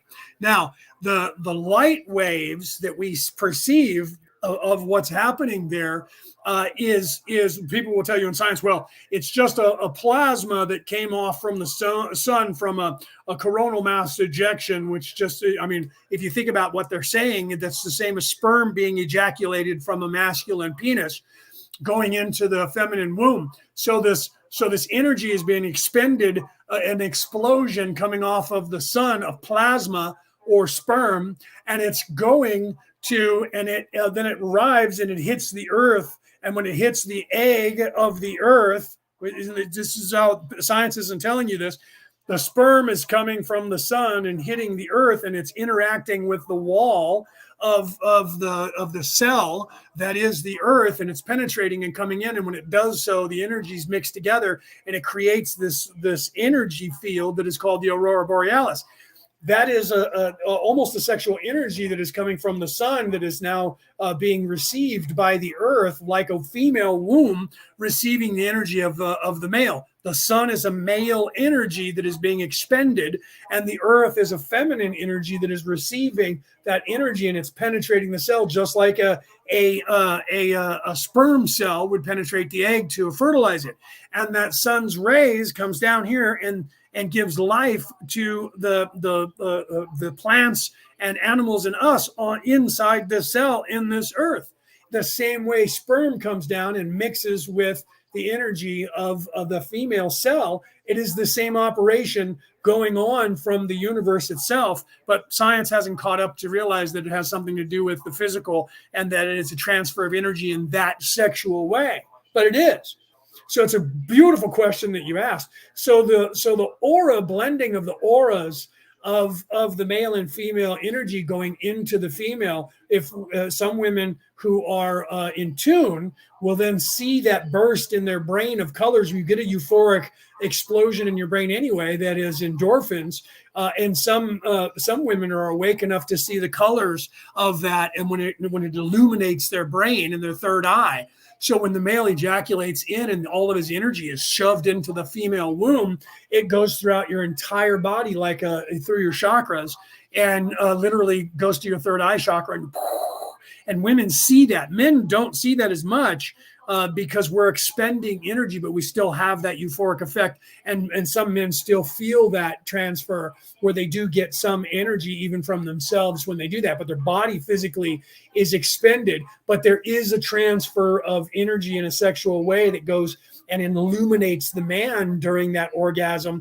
And if you guys both orgasm at the exact same time, then you're both transferring energy to each other, and the orgasm becomes greater by exponentially.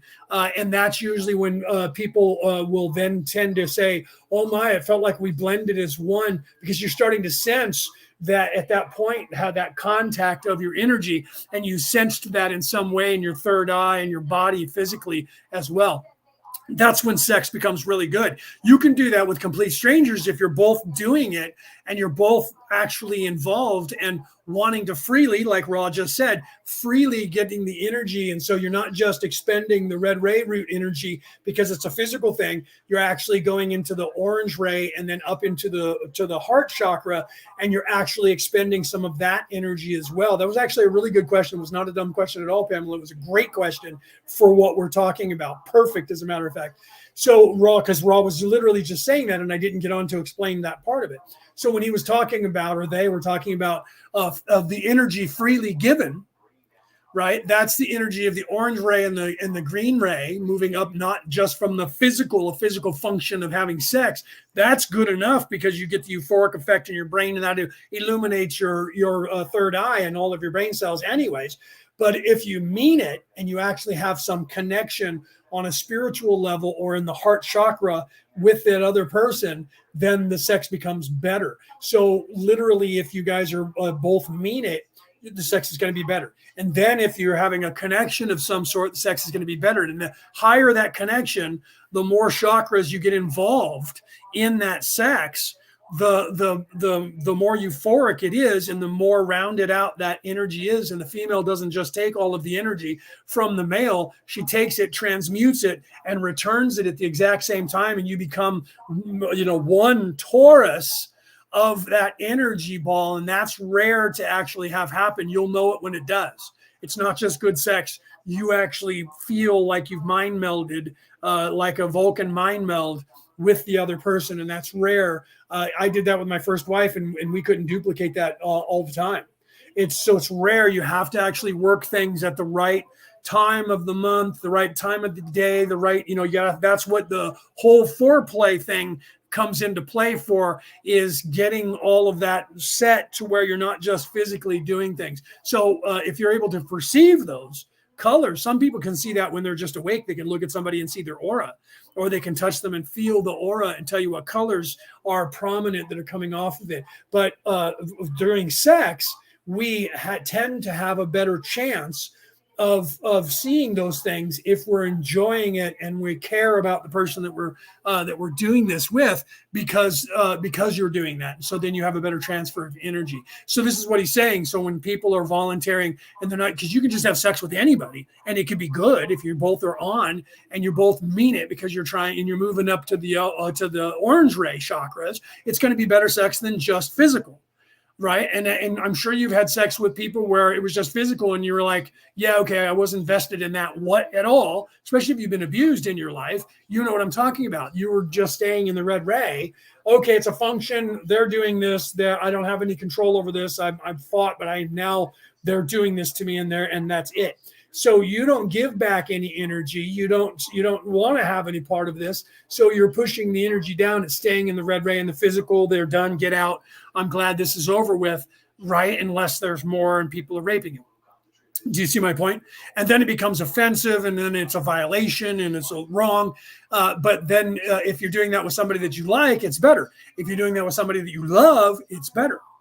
Do you see? So those colors become more vibrant. But people don't realize that the light rays coming from the sun that hit our ionosphere that create the aurora borealis is the same as sperm cells hitting the egg inside of a womb, and the energy transfer is almost identical. And this is why I say a lot about the universe being a cell, that your planet is a cell, and that the solar system is a cell, and that the universe is or the galaxy is just a cell in the universe, and all of this is just in the body or in the brain of the creator.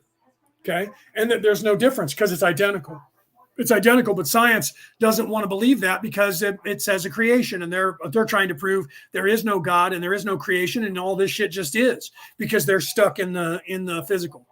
And so therefore nothing can be astral, nothing can be spiritual in any fucking way. Just ask me, I'll tell you. Those people are just zealots, and they're religious nutballs following that crazy shit that doesn't even exist, those myths that are cults. And that's all they'll tell you because they're secular. They don't believe in any of that. They can't believe in any of that because if they don't, they can't have power, control, money, clicks, fame, all of these things that they have only in the physical. And that's why they're so hard pressed to keep everybody in this place, because it enriches them. And then they can say they're gods on earth. And they used to tell people that until the modern day. And there are at least 15 dictators on this planet right now whose people think they are gods. Okay, North Korea being the most prominent currently. Those people believe that guy is a god. Ask them. He's a god. Okay, and people believe that here. The Roman Catholic Pope was God on earth. Okay, until they didn't. But it's taken 1,000 years for people to get past that ideology. That's why they were pissed off at Jesus, because he was teaching they're not gods. Okay, and the ones who were trying to claim they were gods were just people that had technology that came here from other places, and they came down here because of that knowledge that they brought. They weren't gods in any way. They just had technology. They just had knowledge beyond the knowledge of the people here. And why is that? And think about that. What is the most important thing that they keep you from? Knowledge. Why? Because then you'll see them and go, you're not gods. That's the story of the Garden of Eden. Okay. The truth is, you're not a god. Hold on. Eating of the fruit of life. Oh, no. When Eve did that, she learned the difference between good and evil, and that was her sin. No. What she learned was that's not a god. That's not a god. God wouldn't say that, that because you're on your period, you're unclean until sundown. You're still on your period at sundown. Oh, no, now you're okay till the sun comes back up. Then you're unclean again until sundown. So it's not okay to have sex with you in the daylight, but as soon as it gets dark, we can have sex while you're on your period. According to the Sharia law and the law of Hebrews, you can do anything you want to do in the darkness. But as soon as it comes morning, wash yourself and you're unclean, go sit in the ocean. Sun goes down, cook a pig, fuck your wife when she's on her period, or a hooker, doesn't matter, right? Those are men who made those laws so that when the wife went to bed, they could go and screw somebody else and do whatever they want and party all night long. Then in the morning, they wake up and they don't want to touch their wife because they got a fucking hangover and they've had sex all night long. You're unclean, woman. I can't touch you. I got to go to the sea because I'm unclean too. They go to the sea, and what do? They sit there and throw up, talking to their friends, and get over their hangover by having a couple of drinks. Then they come home, eat some dinner because wife's got to cook me some fucking dinner, bitch. Get in the kitchen, cook my food, and I've got to go back until sundown. And then by the time he comes back home after dinner, because he was unclean, he's sitting in the ocean. He's not really in the ocean. He's off in some brothel screwing some chick. Then he comes home. His wife's in bed. I don't want to have any part of you right now. Or maybe he has sex with her too. You see my point? That's the truth of what was going on back then. Property, control, power, and debauchery. All right, let's continue. But that was a great question. It was not a dumb question. It was a perfect question. Bombardment from other selves. It is understandable that those who are especially sensitive would not feel the desire to be of service to other selves. This also would increase the probability of a lack of desire or a blockage of the red ray reproductive energy. In an uncrowded atmosphere, this same entity would, through the stimulus of feeling the solitude about it, then have much more desire to seek out someone to whom it may be of service, thus regularizing the sexual reproductive function. 31.10 Questioner. Roughly how many previous incarnations, shall we say, would a male entity in this incarnation have had in the past as a female to have a highly homosexual orientation in this incarnation? Just roughly. Ra, I am Ra. If an entity has had roughly 65% of its incarnations in the sexual/biological body complex, the opposite polarity to its present body complex, this entity is vulnerable to the aura infringement of your urban areas and may perhaps become of what you call an homosexual nature. It is to be noted at this juncture that although it is much more difficult, it is possible in this type of association for an entity to be of great service to another in fidelity and sincere green ray love of a non-sexual nature, thus adjusting or lessening the distortions of its sexual impairment. 31.11 Questioner, Timothy Leary, doing research, wrote that at the time of puberty, and up through that time, there is an imprint occurring on the DNA coding of an entity, and that, for instance, sexual biases are imprinted due to early sexual experiences or some of the first sexual experiences of the entity. Does anything like this actually happen? Ra, I am Ra. This is partially correct. Due to the nature of solitary sexual experiences, it is in most cases unlikely that what you call masturbation has an imprinting effect upon later experiences. Right. Do you see though? Okay, so I'm going to stop there and then I'm going to let it play because I got to go and do the windows because it's starting to get dark and my mother will get up and try and close the curtains. So I'm going to do that. But I wanted to say this about what he had just said.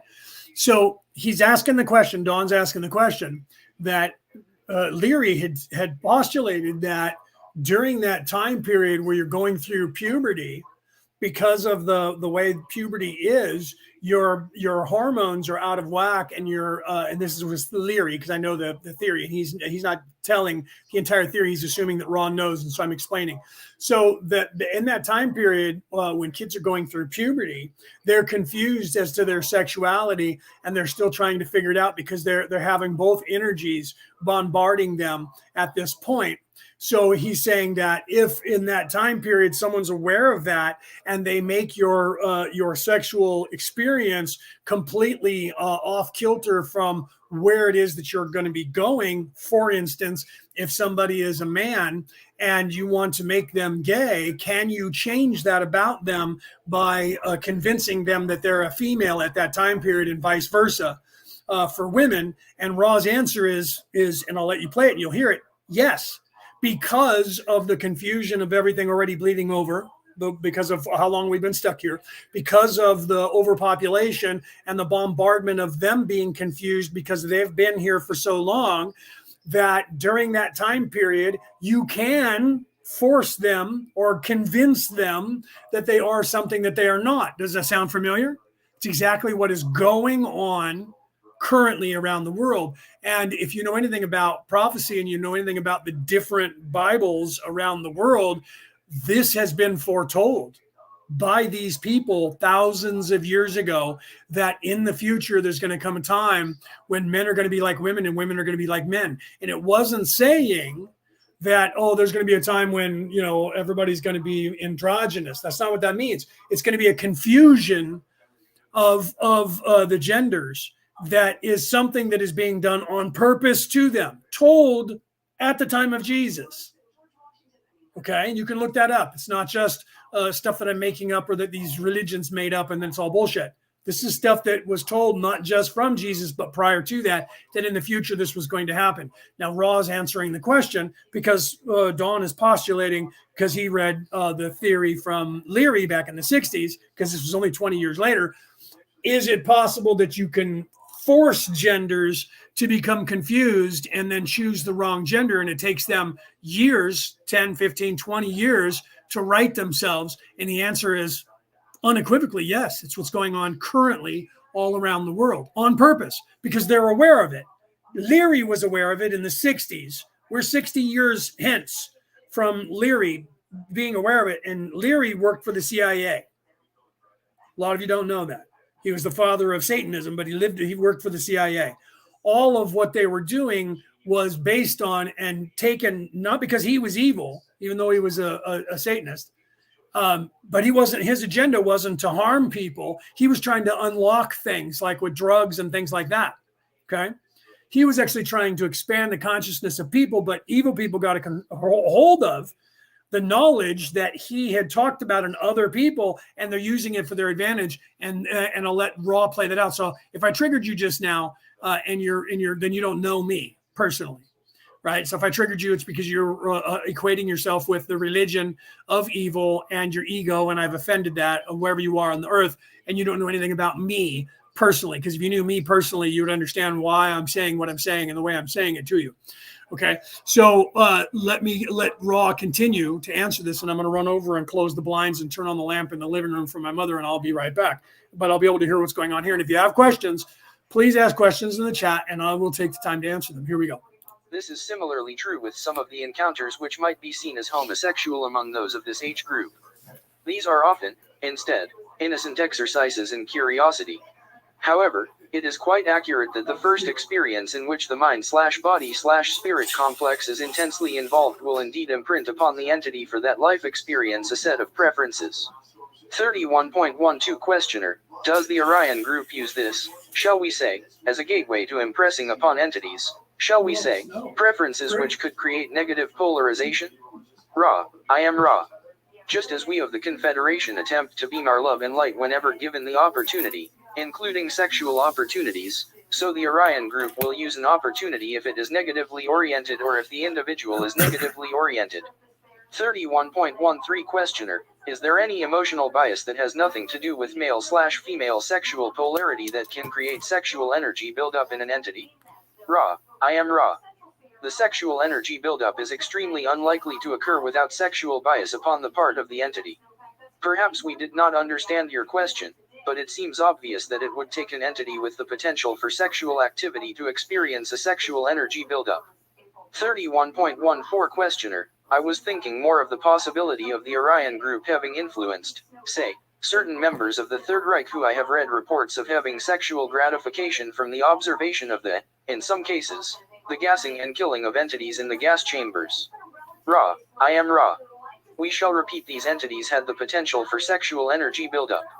The choice of stimulus is certainly the choice of the entity.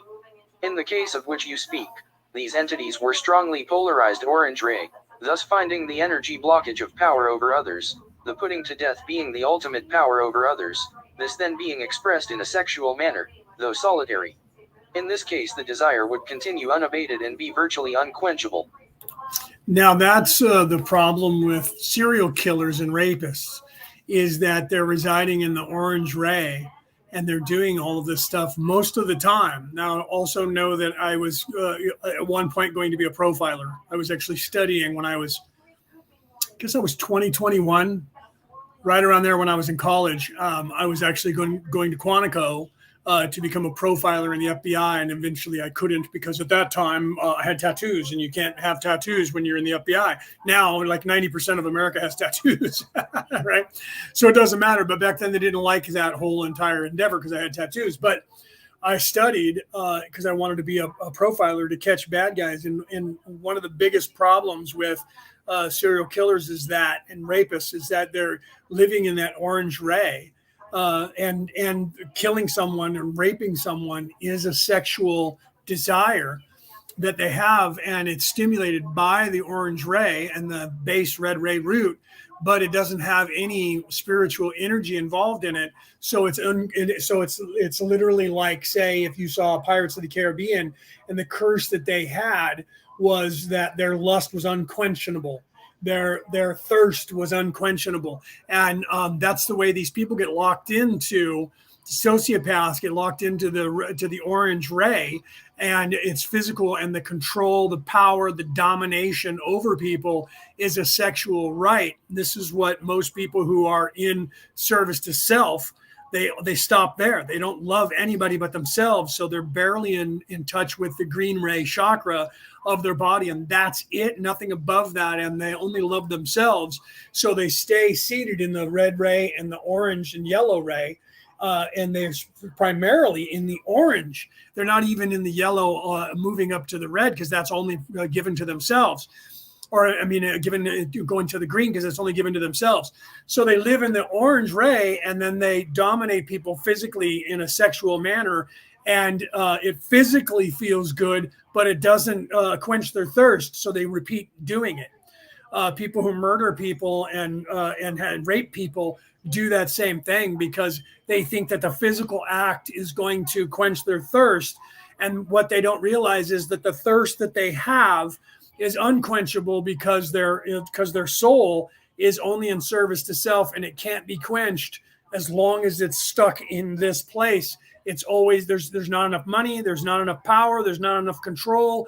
No matter how many of you, if you dominate the entire world and you're the king of the world, it's still not enough. So then you start abusing your people and raping them and murdering them and pillaging them, and never enough until eventually somebody kills you because somebody gets tired of you doing it and they want your job. So it propagates itself to destroy itself, honestly, but they're not smart enough to know that. They don't see it. They just know that they have to be in control and they have to dominate in every way. That's why now they're trying to tell you, you got to eat bugs and don't eat meat. The United Nations is telling the United States we need to cut back on our meat. Meanwhile, they're planning to have this big party that they're having coming up, and they just put out the menu. And in the menu, they have 13 different kinds of red meat and beef and ribs and all these things to tantalize all the UN members with. So they're telling the world, you guys got to stop eating meat. But secretly, unbeknownst to you, they're hiring the companies that they don't want you to buy the beef from, and they're having them cater their party. Okay, because and that's the truth. You can look that up. Look up the menu up and coming. The United Nations just announced to the world, you guys got to stop eating so much red meat. You got to quit. Got to cut down because the cow flatulence is murdering us all. And you guys are all going to die of cancer. Look it up. I'm not making this shit up. I can't make this stuff up like this. Why is that? Because they want control, power over you to abuse you. They want you eating bugs because Bill Gates bought up all the land, the farmland. And so he's not allowing any of the beef. Why? Because he wants you to eat the bugs. He's working on that, guys. He's working. You've got to know that. Look it up. He's donating more money than anybody else for research to turn bugs into taste like beef and taste like meat. Why? Because they don't want you eating the meat. Why? Oh, because the cow farts because like cows weren't here on this planet ever until we started eating them. Oh, no, we just breed them for that. There was more cows before we started eating them than there are now. We're keeping a sustainable crop of them now. There was like 8 times more cows running free on the planet prior to, but it didn't seem to be having any effect on the environment then. What's changed? Oh, let's see. Their invention of burning crude oils and making society. So, and then these same people tell you shouldn't be flying on aircraft anywhere while they're all hopping in their own jets. Each one of them has their own jet. They're flying around. Look this up. So they're literally telling you to stop doing all the things. But me, because I'm one of them, the elite, we are different than you.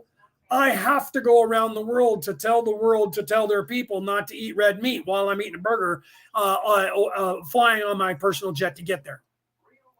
Because they need to have, here's the thing. Someone said this today.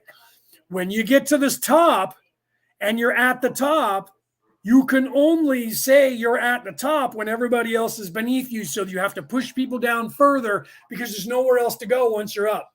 Once you get to the top, there is no more up. So you're stuck there. So the only way that you can to say that you are the God on earth is you have to shove everybody else down away from you to show how far you are above them. Because once you get to the top is only the top, and that's it. There's nowhere else to go. When you stand on top of the mountain, the only way you can say is to raise the mountain higher. And the only way you can do that is to lower the land away from you. And that's what they're doing to show how much they're in charge. You have to be at the bottom. They have to keep pushing you down to show how much they are above you, because there is nowhere else for them to go now. So that is all orange ray. And that is literally where they get. You get the power, you get the control, and it's not enough. You get there and you still want more. What is there now? I don't know. I got to control everything. And then once they control all the companies, what not more? It's not enough. I need to control all the people. And then once you start controlling up all the people, what more? I got to have something more. It's not enough. And that's where they are. They're controlling what you think, what you say, what you wear, what you eat, where you live, how you live. They have to control everything. And when all of that is taken care of, then they're just going to start killing you off to make you less, because then they can say that they're still in charge. What are they going to do next? Do you see? Then it's implants, AI, control you even more. And they have to invent something new to have control over you with, because they're never going to quench their thirst. And that is what Ra is telling you. And that is why, because living in the flesh is that forever it will dominate your destiny once you start down the dark path, because you can never fulfill and quench your thirst, because it's just doesn't happen. And it just propagates more and more thirst and more greed and more power that you have to have, and more control that you have to have, which then turns into abuse, rape, pillage, murder, and all of those things. And everybody who's ever, and that's why they say, oh, power ultimately corrupts ultimately. Well, that's because if you're living in that, then it does, because you can't stop, because you're trying to achieve something that is unachievable from the direction you're going. But you won't admit that, because you have to deny all of that other knowledge. Nope, not true. I got everything that I want. Then why are you still abusing people? If you got everything you want, why are you not just going away into seclusion? Because the only way that you can have everything that you want is everyone has to know you have it. That's ego.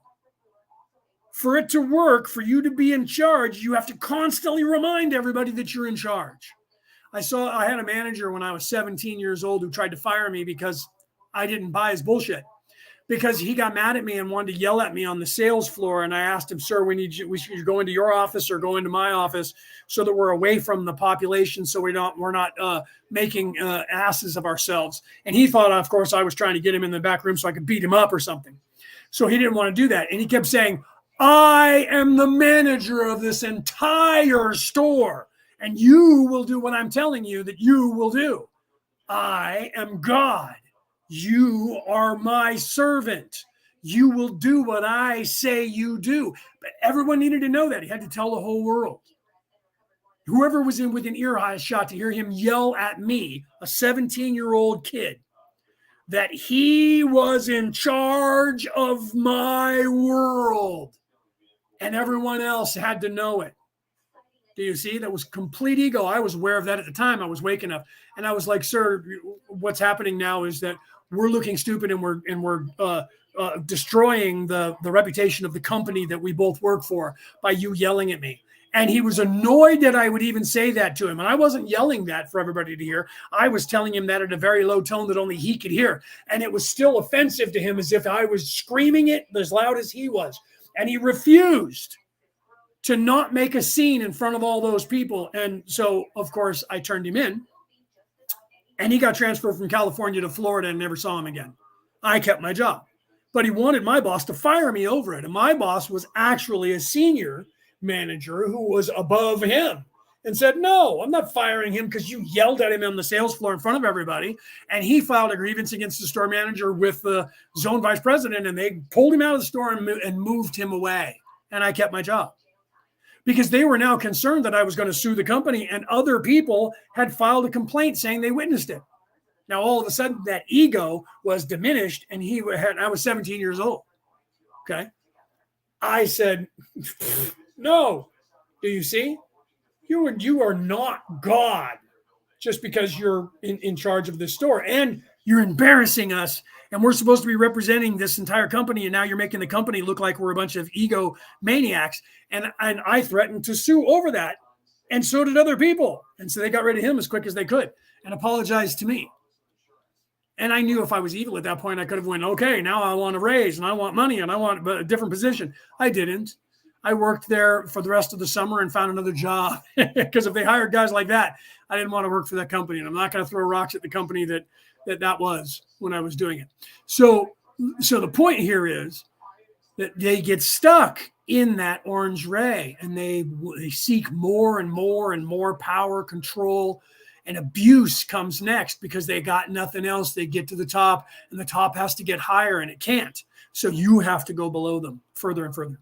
You will find, if you observe the entire spectrum of sexual practices among your peoples, that there are those who experience such gratification from domination over others, either from rape or from other means of domination. In each case, this is an example of energy blockage which is sexual in its nature. 31.15 Questioner: would the Orion group, then, be able, shall we say, to impress on entities this orange ray effect, or did they? It's funny that you say that, Rick. You said left turn Clive. It's actually Clyde. That comes from television or from a movie from Clint Eastwood. And it was in the 70s. And what was the name of it? Oh, I can't think of the name of it. But Clyde was his orangutan. And he would say left turn Clyde, and Clyde would punch. And so that's where that comes from, where he'd flip people off first, and then he would punch the person.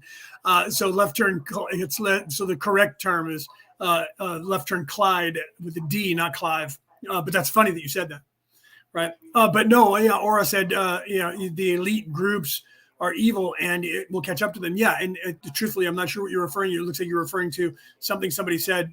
But yeah, Bill Gates, right? Cassie's saying that, yep, Bill Gates is doing exactly that, he's buying up all the farmland and not allowing anybody to farm on it, and not allowing anybody to grow beef on it, and just holding on to it. He owns more farmland in America than anyone else does. And he's just leaving it sit and not doing anything. Eventually, he wants to buy all farmland because he doesn't want anybody farming in any way. They're trying to control that. Look what they're doing in Denmark and all around the world, where they're trying to make it illegal for you to farm. They're already controlling how much you can farm.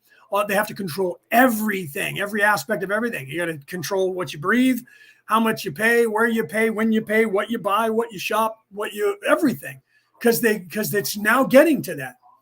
They're getting to the end of themselves. They're all starting to fight over who's in charge now between each other, because they've controlled everything else, and they've gotten in control of everything, and they got nothing left to control. So they're trying to control every bit of everything now.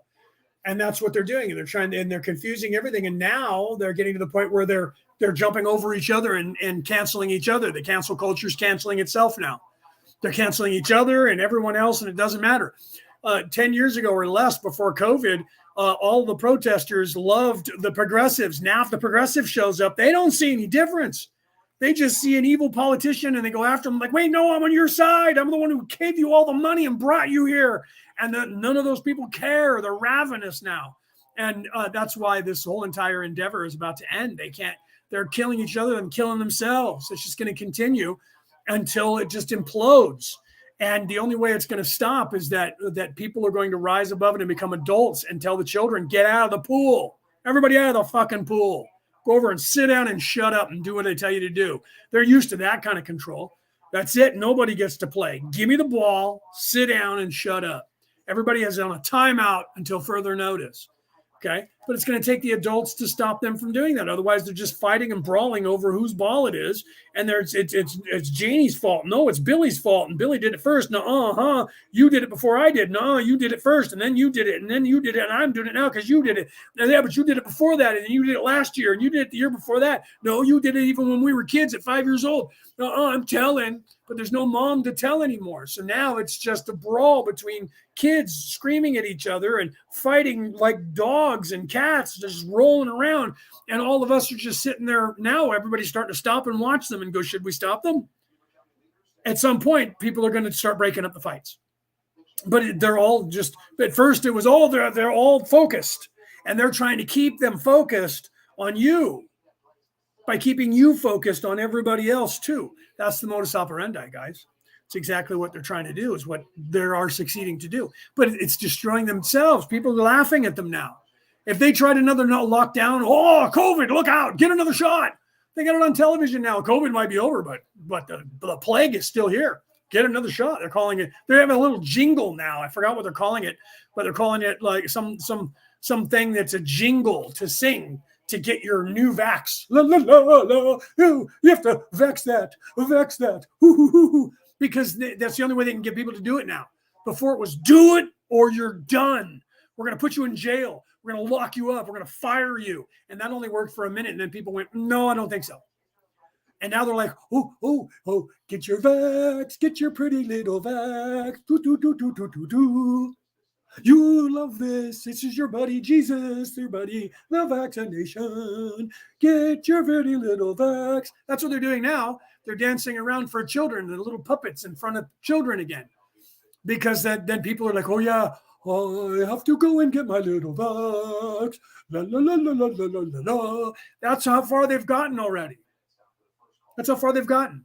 For that, they can't go backwards now and go, that's it, lockdowns, or people are gonna go, what? You mean like COVID where nothing happened and your vax did shit? That's where everybody is now. But for that 2.5 years, it worked on most people until they got tired of it. Now they can never go back to that. They have to come up with something new.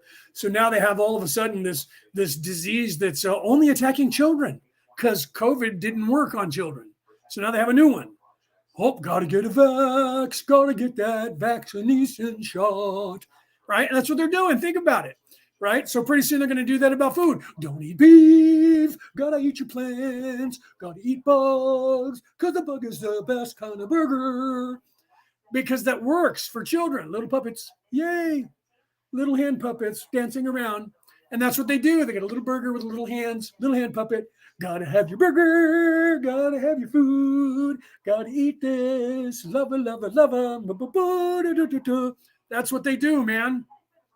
Because that's all they got. When they have nothing else, they try force and it doesn't work. They go back to jingles, and that's where they are. That's where they are with that. So how are they going to try and do more lockdowns? They got to come up with something else to scare you, and it's got to be a new thing with a new name, and then that way they can scare you. Right. So that's all power control. It's Orange Ray. It's the place where they're just never going to ever be satisfied. Is this the way that this came about? Is what I'm trying to get at. Is this the way these concepts came about on this planet? Because if we go back to... Right. That's why white lung pneumonia, they're trying to scare you with that. Well, they tried everybody with that monkeypox for a minute, and that didn't work. Right. So they got something new. So now you're right. The white lung, I forgot about that. Yeah, the white lung. Right. So now they got the white lung pneumonia. That's the one that's going after the kids. Right. And that's the new one. We're going into wintertime if you're in the North American, the northern hemisphere of the planet. Right. And so now all of a sudden there's this thing that came from China again. Huh? Oh, no. It didn't come from Wuhan. Couldn't have. Came out of China. Why is everything all of a sudden coming out of China? Because that's where they're doing the gain of function research. I mean, that's not where they're doing any kind of research at all into diseases and viruses. No. So something came out of China again, and all of a sudden there's something new. And look, all the kids are getting it. And of course, China didn't tell anybody about it until it was global again. Right? Think about that. And now all of a sudden they're going to try to mask, lockdown, social distance, keep your kids at home. Keep your kids at home. We're going to go back to the computers, and we're going to keep your kids even more confused, and we're going to teach them on the computers, but you parents can't be in the room and watch what we're doing. What is that about? Think about that. We're going to teach your kids, but you guys can't sit in and listen to anything we're telling your kids. If you have a half a brain, right? Listen, I'm going to babysit your kids. I need you to leave. Okay, I'll take care of your kids, but you can't be here. And you can't ask your kids what happens when you leave. Okay? And that's just the way it's going to be. Well, what are you going to do with my kids? None of your business. And if you ask again, I'm going to send troops to your house and put you in jail over it. You don't get to know what your kids are doing. You don't have that right, because I'm taking care of your kids for you. Okay? So just go away. And if you tune in at all, I can sue you over it. Okay, so what are they going to do to my kids? They're going to be raping my children. They're going to be dominating my kids, and they're going to be doing bad shit to my kids. Because otherwise they would be like, you know what? We have this really wholesome curriculum. In fact, I would like it if you did sit in, so that you can see just exactly what it is that we're teaching your kids. So you can tell all your friends that what we're doing is a great thing. They're not doing that, are they? Okay? Only people who have something to hide don't want you to see it. Okay? So if they're not doing anything wrong with your children, why do they not want your kids to tell you what's going on, and why can't you sit in? Oh, because you're going to start intervening and get in my way, and I won't be able to teach your kids. Well, then that means that the person is going, hold on a second. The hell are you teaching my kids? Because otherwise, if the person agreed 100% with what you were saying and teaching the kids, they'd be sitting there going, Hercules, Hercules, Hercules. All kids should be in this school. All kids should be on these computer programs. This is good shit. The only reason that you can't be there and you can't know what's going on is because they're doing some fucked up shit that they don't want you to know about. Otherwise, they'd be proud of it and they would be open and they would be, your shit's online. You can watch us anytime you want. And they would have no reason to fear parents popping in just to see what's going on from their phones on an app. Cool. Still doing good shit. But they're not, are they? Think, people. Think for yourselves. Let's continue. To the beginning of third density, there must be a primal cause of this. Ra, I am Ra. The cause of this is not Orion. It is the free choice of your peoples. This is right? Or I said having preschoolers strip and feel up each other. That's part of what they're actually teaching in school. Look it up. I think everybody should put nanny cams in the schools to find out what's going on. I think all teachers should be required, all classrooms should be required to have video and sound. Why would that be a bad thing that only the parents could tune in and see? Why would that be bad? Right? Oh, because somebody's going to sit there and jerk off looking at the kids. That person who's going to be that way shouldn't have access anyway, so they shouldn't be having kids. Okay? So you should be able to tell who's been turning on the camera as well. Right? Oh, that's Big Brother, dude. We can't have that. We can't even put kids on there. Well, something needs to be done. So you got to have somebody sitting in watching the kids in the classroom. And if it's online, and that you got to have somebody to be monitoring, because who watches the watchers? If you're not allowed to see it, there's a reason you're not allowed to see it. It means they're doing some fucked up shit that they don't want you to know about. And they know that the second you see it, you're going to go, what the fuck do you think you're doing? Pardon my American. But otherwise, why would they be telling you can't see? Why? To what end? We can't have you just bugging us. You guys are going to bug us so much. There again, that is selling you equity for equality again. They're assuming and telling you, you guys are going to do the wrong thing 100% of the time. Therefore, we have to be in control of it so that we can teach it the right way because you guys don't know what you're doing. Again, they're telling you as an adult, as a parent, that you have no clue what's best for your child, that they have a better idea of what's better for your child than you do. And you're a moron and an idiot, and we have to save your child from you. That's what they're saying. Pay attention. Okay, so either that's true and we're all fucking crazy and they're trying to save our kids, which if that were the case, then we would be seeing that at the end of things, we would be looking at our kids and going, wow, I don't know what they did, but man, that worked. Is any of that happening anywhere on the planet? No, it's the other way around. People are like, what the fucked up shit was being taught to my kid? This isn't even my kid anymore. When Elon Musk says, my child thinks I'm the devil because I sent her to a Ivy League school and now she believes she's indoctrinated and believes that I am the devil and that all rich people are evil, which is good because they're teaching that all rich people are evil. They're destroying themselves. Their own control mechanism is backfiring. That's my point of all of this, and it's hilarious. Okay, let's continue. Somewhat difficult to explain. We shall attempt. The sexual energy transfers and blockages are more a manifestation or example of that which is more fundamental than the other way about. Therefore, as your peoples became open to the concepts of bellicosity and the greed of ownership, these various distortions then began to filter down through the tree of mind into body complex expressions, the sexual expression being basic to that complex.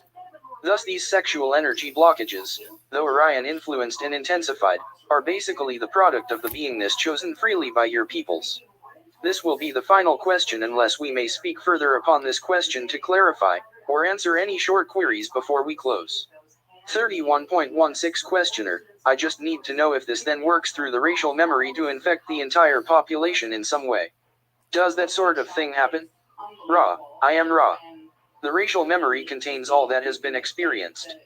Thus there is some, shall we say, contamination even of the sexual, this showing mostly in your own culture as the various predispositions to adversary relationships, or, as you call them, marriages, rather than the free giving one to another in the love and the light of the infinite creator. 31.17 Questioner, that was precisely the point which I was trying to make. Thank you very much. Not to tire the instrument, I will just ask, then, if there is anything we can do to make the instrument more comfortable or to improve the contact. Ra, I am Ra. Please be aware that this instrument is somewhat fatigued. The channel is very clear. However, we find the vital energy low. We do not wish to deplete the instrument. However, there is a, shall we say, energy exchange which we feel an honor/duty to offer when this instrument opens itself. Therefore, counsel we this instrument to attempt to assess the vital energies carefully before offering itself as open channel. All is well. You are conscientious. I am Ra. I leave this instrument in you in the love and in the light of the one infinite creator. Go forth, then, rejoicing in the power and the peace of the one creator. Adonai. Okay, so I'm looking at what Aura said in the chat. She said, I saw videos online. I haven't vetted these, so I don't know if they exist, but I don't doubt it. I don't know if they're real videos or not, but I don't doubt it. So I'll read it. I'll put it up on the screen and read it.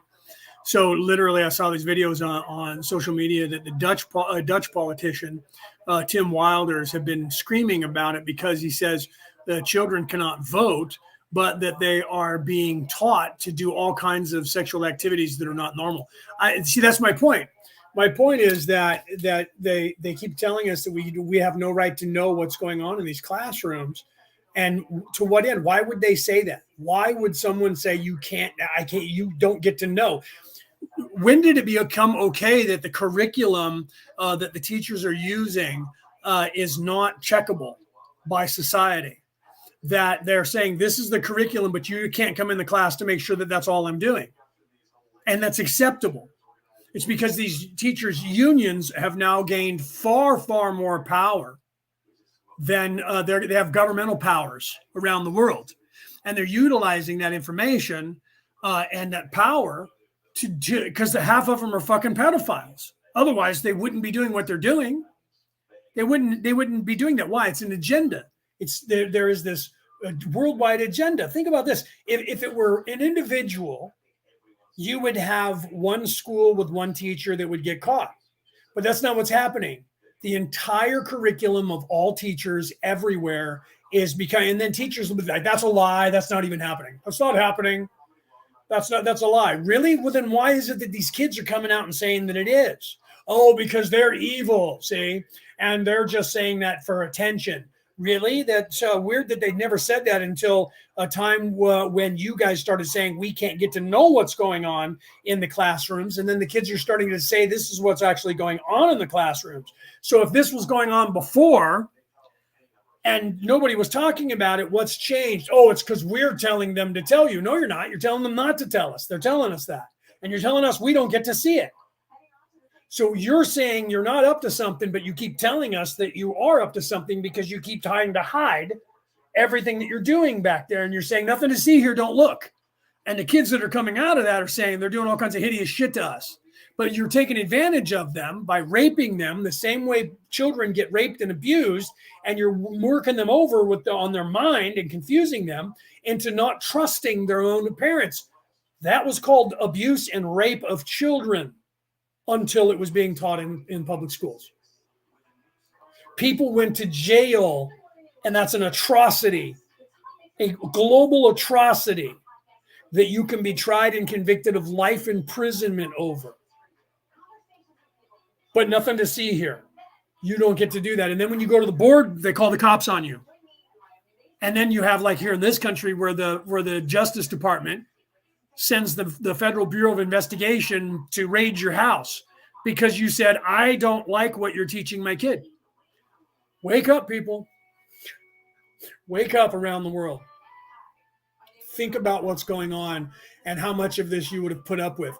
If you never in your life learned anything about Nazi Germany in 1938, now is a good time to start Googling that shit or go to DuckDuckGo or some other place where it's not controlled by Google and look that shit up, or go to a library and check out a book if they haven't banned it yet and read about the mind altering ideas from Marxism and Nazism and the things that they did just in the 20s, 30s, 40s, and 50s around the world, and look at today. And you're going to find that today is actually, there's more of it being openly done than it was back then. And because they are in power, and they have to, because they have this thirst they can't quench, no matter what they do. They're destroying themselves, which is a good thing, because now they have to show themselves to you, because they used to do it in hiding, and that doesn't work for them anymore. They're not getting off on it anymore. They used to just murder people, and that stopped working. And they raped people, and that stopped working. Now they need you to know they're doing it without you seeing them doing it, but them being afraid of what's being done. Pretty soon they're going to be filming it and putting it on the internet, and then saying that it was AI that made it up and they never did it. Watch. You're going to find people outing people, and they're going to go, "That wasn't me. That was some crazy AI program." Fact checking the fact checkers. Watch how that happens. This is the progression. That they're going to start putting their own shit out and then claiming somebody hacked them. And you can have some of that going on that they're going to do, so they can say, see, that was all fake. All of it. I'm not a pedophile. Just like that guy who got caught. There's people, that one guy here in America who's like working for the government. And he's like, "Oh, you guys are just mad at me because I'm a trans guy." And people from around the world were like, "He stole my clothes. And he's wearing my clothes." And they're like, no, I didn't. No, I didn't. That person's lying. Okay. He's in jail now for stealing people's clothes. Worked for the government, appointed by the president of the United States of the government. And today he's in jail because he stole shit in the last 3 years from prominent people from around the world. Luckily, this woman from Africa had pictures of herself wearing the clothes that she made, and pictures of him wearing the clothes that she was missing, that she made, that he was wearing, and said, "Look, here's the pictures of me, the clothes I made, wearing them, and now he's wearing them side by side." Someone finally went, "Wait a minute," because those are one-offs. You couldn't have bought those off any shelf. She made them. Once that got out to the world, then he got in trouble. But until then, he was going around doing this, dressing up as a woman and stealing women's clothes from airports, stealing their baggage, which is a felony in this country, and wearing their shit to Congress. You can't make this shit up. This is the stuff that they're doing. They're gaining power. They have control, and it's not enough. And they're coming up with new things, and they have to get more and more blatant. Being a profiler, it's unfortunate that sometimes you have to wait for them to get to that point, and then they destroy themselves. Okay, if somebody is a really good murderer and they have a higher than normal IQ, you either have to have somebody that has an IQ as high as them or understands that. That's why the whole need for profilers. And even then, sometimes you have to wait for them to make a mistake. And they get so arrogant, eventually they make a mistake because none of it's working, and they're not getting the acclaim they need, and they have to keep upping the game and upping the game and upping the game. And they have to become more and more emboldened and more blatant to get their thrills the same as it was before when they first started it. Okay. So a lot of the law enforcement, they have to wait until that person reaches that threshold, and then they have to cannot stop themselves from outing their own selves. That's how every person that's ever got away with anything got caught, is that they literally have to out themselves, because none of it is enough, and they secretly want to get caught. They need to, because they know they can't stop, because they can't quench their thirst. And so they eventually realize that, and then they know they have to be stopped, because they know they're going to keep doing it. So at some point, they become evil enough, and they do this stuff over and over, to where they realize nothing that I do is going to help. I have to be stopped, but I can't now. And so then they turn themselves in, or they do something. That was the whole. If you watch like some of the movies, like what was that one with Brad Pitt? I can't remember the name of it now, where he was chasing after the serial killer that was played by Kevin Spacey, I think, wasn't it? I think Kevin Spacey was the murderer in that one, and eventually he did hideous shit to get caught. And that is literally, if you read the scientific research of profiling, and that's why when they get away with it and never get caught, like say the Zodiac killer or Jack the Knife, right? Jack the Ripper, they go, what the hell? How did that one person get away with it? Because they were able to stop doing it. Usually it's because they died, right? I mean, the Zodiac killer died of cancer, so he stopped, right?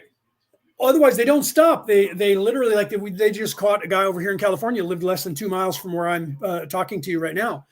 They called him, what did they call him? They called him the Bay Area rapist because he was raping people. When I was a boy in the 70s, we believe he was in my backyard one night. There was somebody during that time when he was raping people in the city I was living in.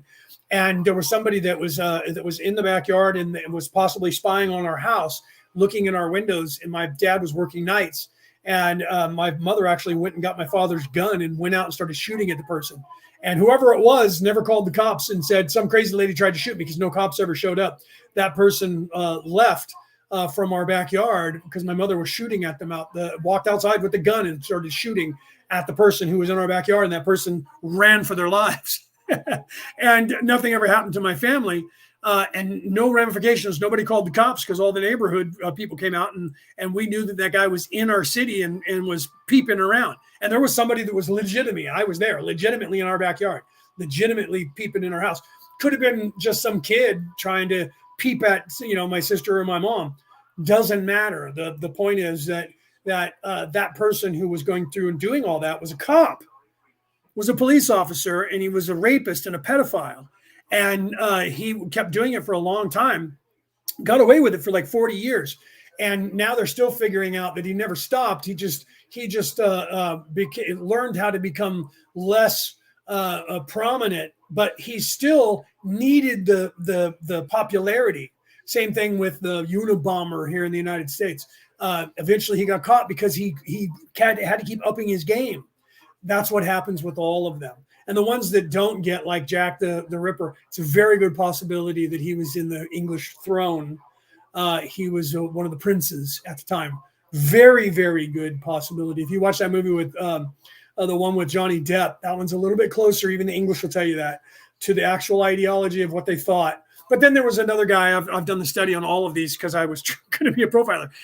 There was a very good possibility, just as possible, instead of being one of the English princes, that he was an American captain in the military, and that he came back to the United States, because the same thing started happening in the United States. But at that time, England and the United States were never communicating with each other. So Jack the Ripper stopped because his tour of England was over and he came back to the United States. So he stopped in England and started up here in the United States. And eventually somebody caught him and killed him, and not knowing that he was Jack the Ripper, not knowing any of that.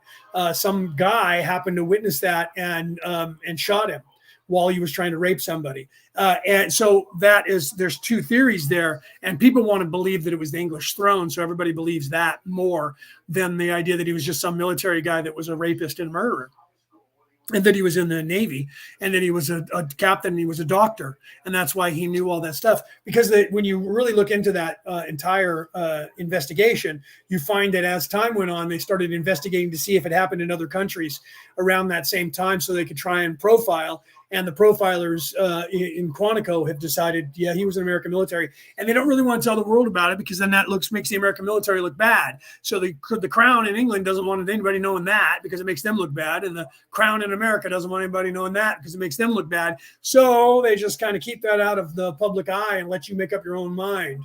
They'd rather have you do that than to believe either one of those theories, because it is one of those two. Okay. Wasn't just some crazy madman. He was either a prince or in the United States military, a ranking officer, right? So, yeah, that's just insane. So literally, that's the extreme, though. You need to know that. Not everybody who's in service to self is that extreme. Those are the people that have gone completely to that extreme of that. So, but people who are in service to self on some level is exactly like that. They are just like that. They're just not the Genghis Khan, the most evil of all evils, because they don't have the balls to be that. They are too afraid themselves. They want to be, and then they settle for their little world. And so if they're a man, they'll abuse their wife, their kids, and all of that. If they're a woman, they abuse their husband and their kids and all of that. If they have power in a corporation, there's a part of the brain. There's actually a part of the brain that enlarges when you have power. If you are egoic. If you're not egoic, that part of the brain doesn't enlarge, and that part of the brain has to do with your sociopath ability. People who are sociopaths from birth, that part of their brain is enlarged. But it's not something that people are like, oh, it's just a genetic defect. No, no, no. It is directly related to you as a choice. If you are in service to self and you start gaining power, you start feeding on that power, and that power starts to corrupt you. There's a portion of your brain that enlarges. So the more you, that's why they say that when you start down the dark path, forever it'll dominate your destiny. Because if you start going that way and you become egoic, that enlarges that part of your brain. So people who are actors and movie stars and entertainers and pro sports people, if they're all about, oh, I'm super competitive and that's because that part of their brain is already starting to enlarge, and they seek to be in control and have power and have fame. And then if they don't become enlightened, that portion of the brain continues. It'll stay enlarged and it'll get larger. And that makes them more and more of a sociopath. The more you feed into your ego, the more your ego takes control of your brain, the more that portion, it's an actual lobe of the brain. You can look this up. There's actually a portion of your brain that shushes your conscience and turns your ego up, and it gives you more and more and more confidence, and you become more and more evil. And then that craving becomes more and more grandiose. This is a physical thing that they're aware of, and they're not sure if you can deprogram it from a person to get it to turn off, because most of the people that enlarge that portion of their brain are already choosing to be in service to self anyways. So you can't convince them not to be, because they've already chosen to be evil. Their soul is someone who's in service to self.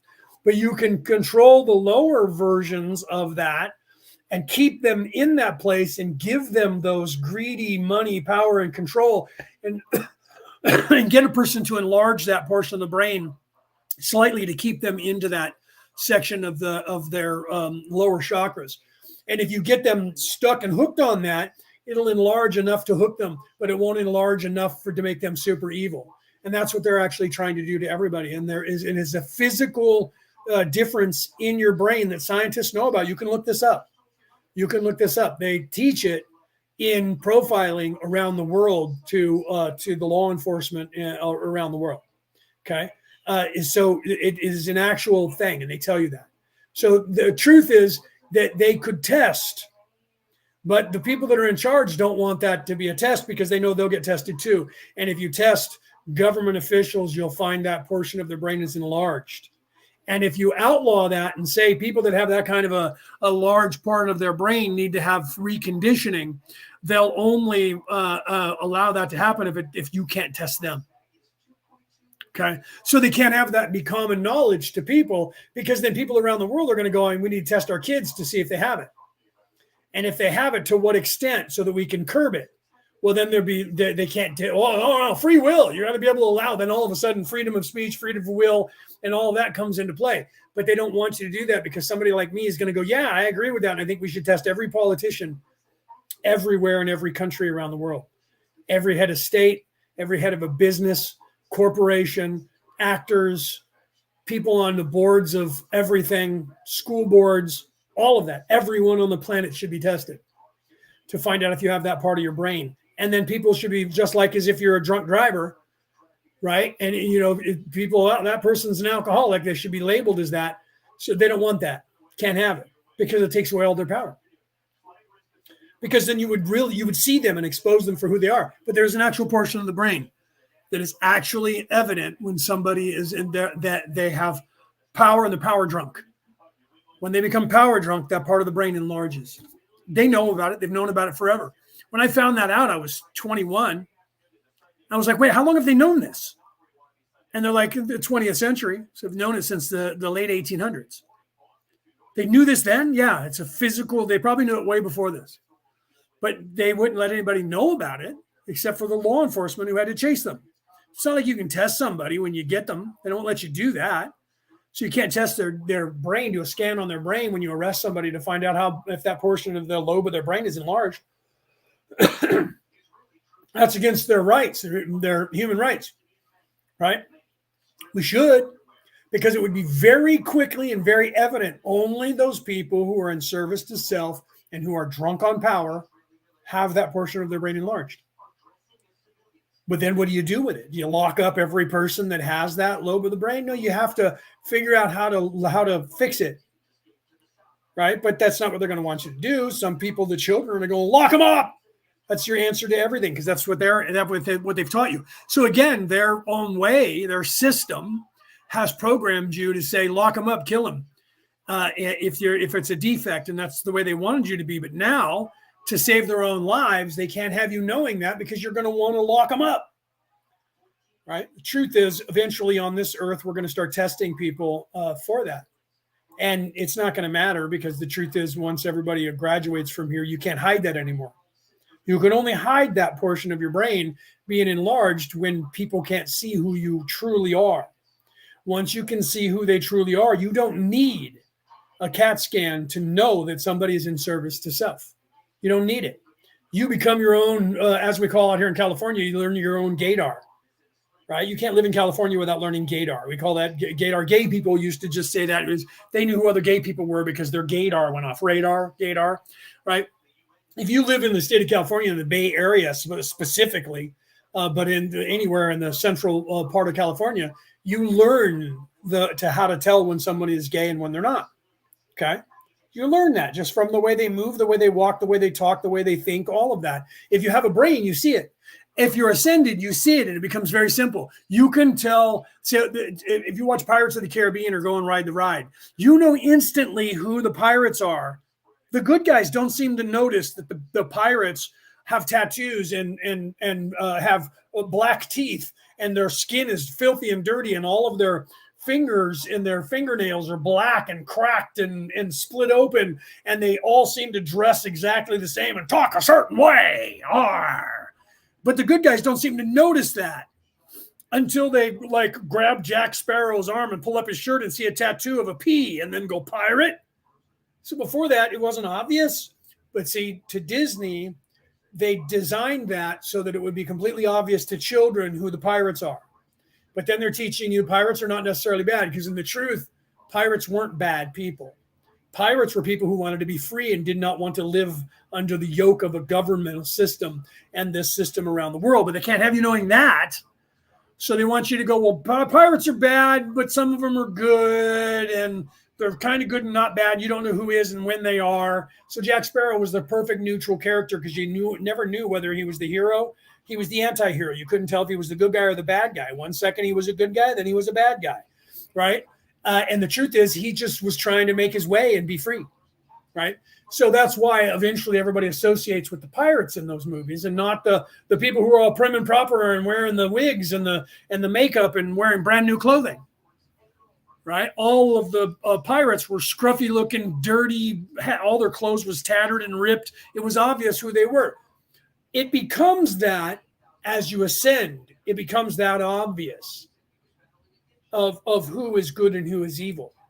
Not because of the way people wear and their appearance, not because if you look, most of the population of the world is going back to the way they were 1,000 years ago with teeth missing, scruffy looking, tattered clothes because they can't afford to have brand new shit. They don't look like rich people. They don't dress like rich people, right? But then you have all the people at the lower tables, at the kid tables, trying to look like them. So they're dyeing their teeth by going and straightening their teeth and going and having laser stuff done on their teeth to make them as white as freaking ivory.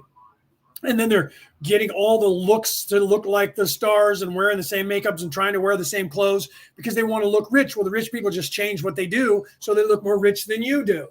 And they laugh about you because you're buying all their products for a high price to look like them. And they're just selling it to you until you start wearing it. And then they move on to something else. And then you follow them and buy all that. Who do you think's making it all? Who do you think's making money? They are. So is their friends and relatives who are the ones that are making the makeup that you're buying and wearing and buying, making the clothes for you to buy at $500 a shirt that's only worth 50 cents. But you'll pay for it because you want to look like, like Taylor Swift. Right?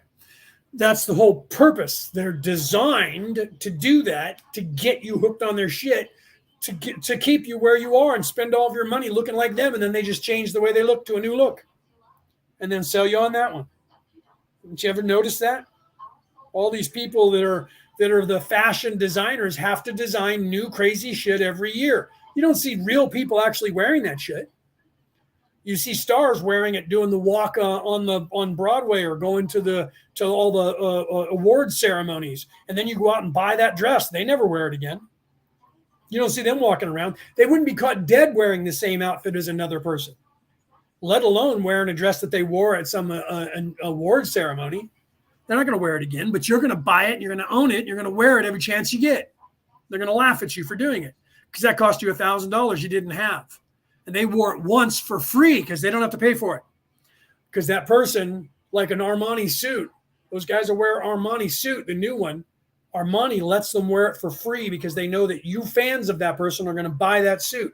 That guy will never wear that suit again. In fact, it's not even his to keep. He wears it. It's on loan. When he gets done at the end of the show, he takes it off and puts on his regular clothes. And Armani puts the suit back on a rack for you to buy. Look it up. So all the shit that you buy because you want to dress like them is the shit they're only wearing long enough to get you to buy it. And then they move on and you're the only ones that buy it. And they wear regular shit. They wear a $2.98 t-shirt and a pair of sweats that cost $6 off the rack at Walmart. That's what they wear at home. They're not walking around in $1,000 t-shirts and sweats at home. Hell no. The reason they're rich is because they're not paying for all that. You are. That's how they're rich. Okay, you got to realize that. All of this is them quenching their thirst by taking advantage of all of us. That's all they have. That's all they can have. Okay?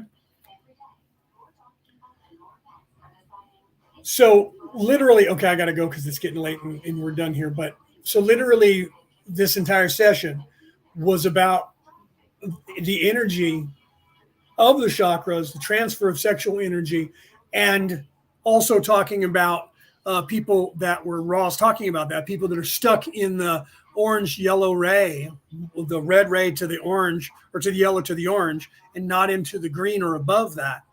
And that is what all of the dusty old tomes referred to as living in the flesh, living in the physical. That is the lower three chakras of the seven. The upper three chakras, notice there's one missing. That's the fourth chakra, which is your heart chakra. That chakra is shared by both people who live in all of the chakras or in the above three and people who live only in the bottom three, because there's still love that's felt. They just feel love for themselves, and that's it. So they don't love anyone else for any reason. They'll tell you that, and they'll pretend by giving you some love to get you to believe that. And you guys know who they are, but you don't want to admit it to yourselves because you're seeking attention, because they're keeping you down in that place where you can't quench your thirst either. And once you start to move past that, you change your life and go, I don't want to be with this person anymore. I can't be with these people. I got to get them away from me because they're keeping me down or holding me back. You know these terms, right? And you don't know why you know them. You don't know why those people start bothering you, because you're rising above them. You are ascending. You're maturing, and they're not. You're leaving them behind. And then they get mad at you and they try to do everything they can do to abuse you, to knock you back down, to convince you that somebody who's telling you, like I am, that I'm crazy and that I'm a cult and I'm leading you astray. And eventually I'm going to want to have sex with you, or I'm going to want you to give me money, or I'm going to want you to give me power. All the things that are lower three chakras. And that's why they say false prophets, don't listen to them, because they're not telling you the truth. They're lying to you. And there's more, and that they have to propagate that false prophet by having false prophets. So they can point to the false prophets all over the place. Everybody's a false prophet. Weird that these people are all of a sudden worried about false prophets, the one that tells you that the religions aren't even real anyway. Think about that. The people that are telling you that all religions are fake are the same ones who will pop up and say, don't listen to that guy, he's a false prophet. Don't you believe that everyone's a false prophet because there is no such thing as a prophet, because all religions are fake? Never mind that now. See, they're mind screwing you. They're doing a Jedi mind trick. They always use the vernacular of the thing they're telling you is evil, right? The first thing that a church tells you to do is don't go over there to that church because they're pagans and they do rituals and cast spells that's from the devil. Now, everybody, get ready because we're going to do the sacrament. In nomine Patri, Filii, Spiritus Sancti. And let me wave some incense and do this prayer to God and have him anoint this biscuit and do this other prayer to God and have him anoint the wine. And Jesus said, eat of my flesh and drink of my wine. God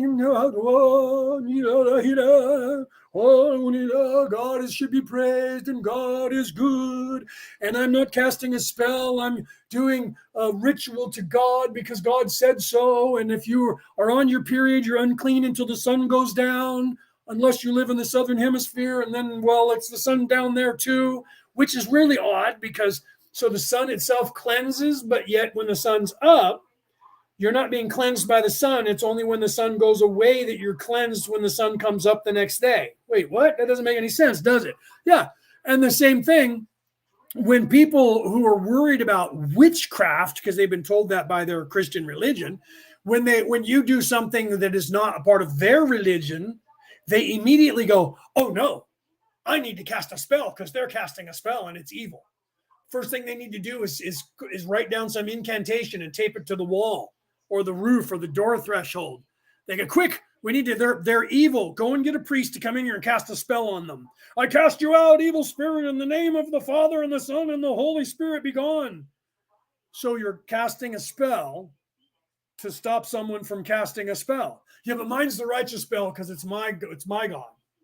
It's my religion that's right because they told me they were.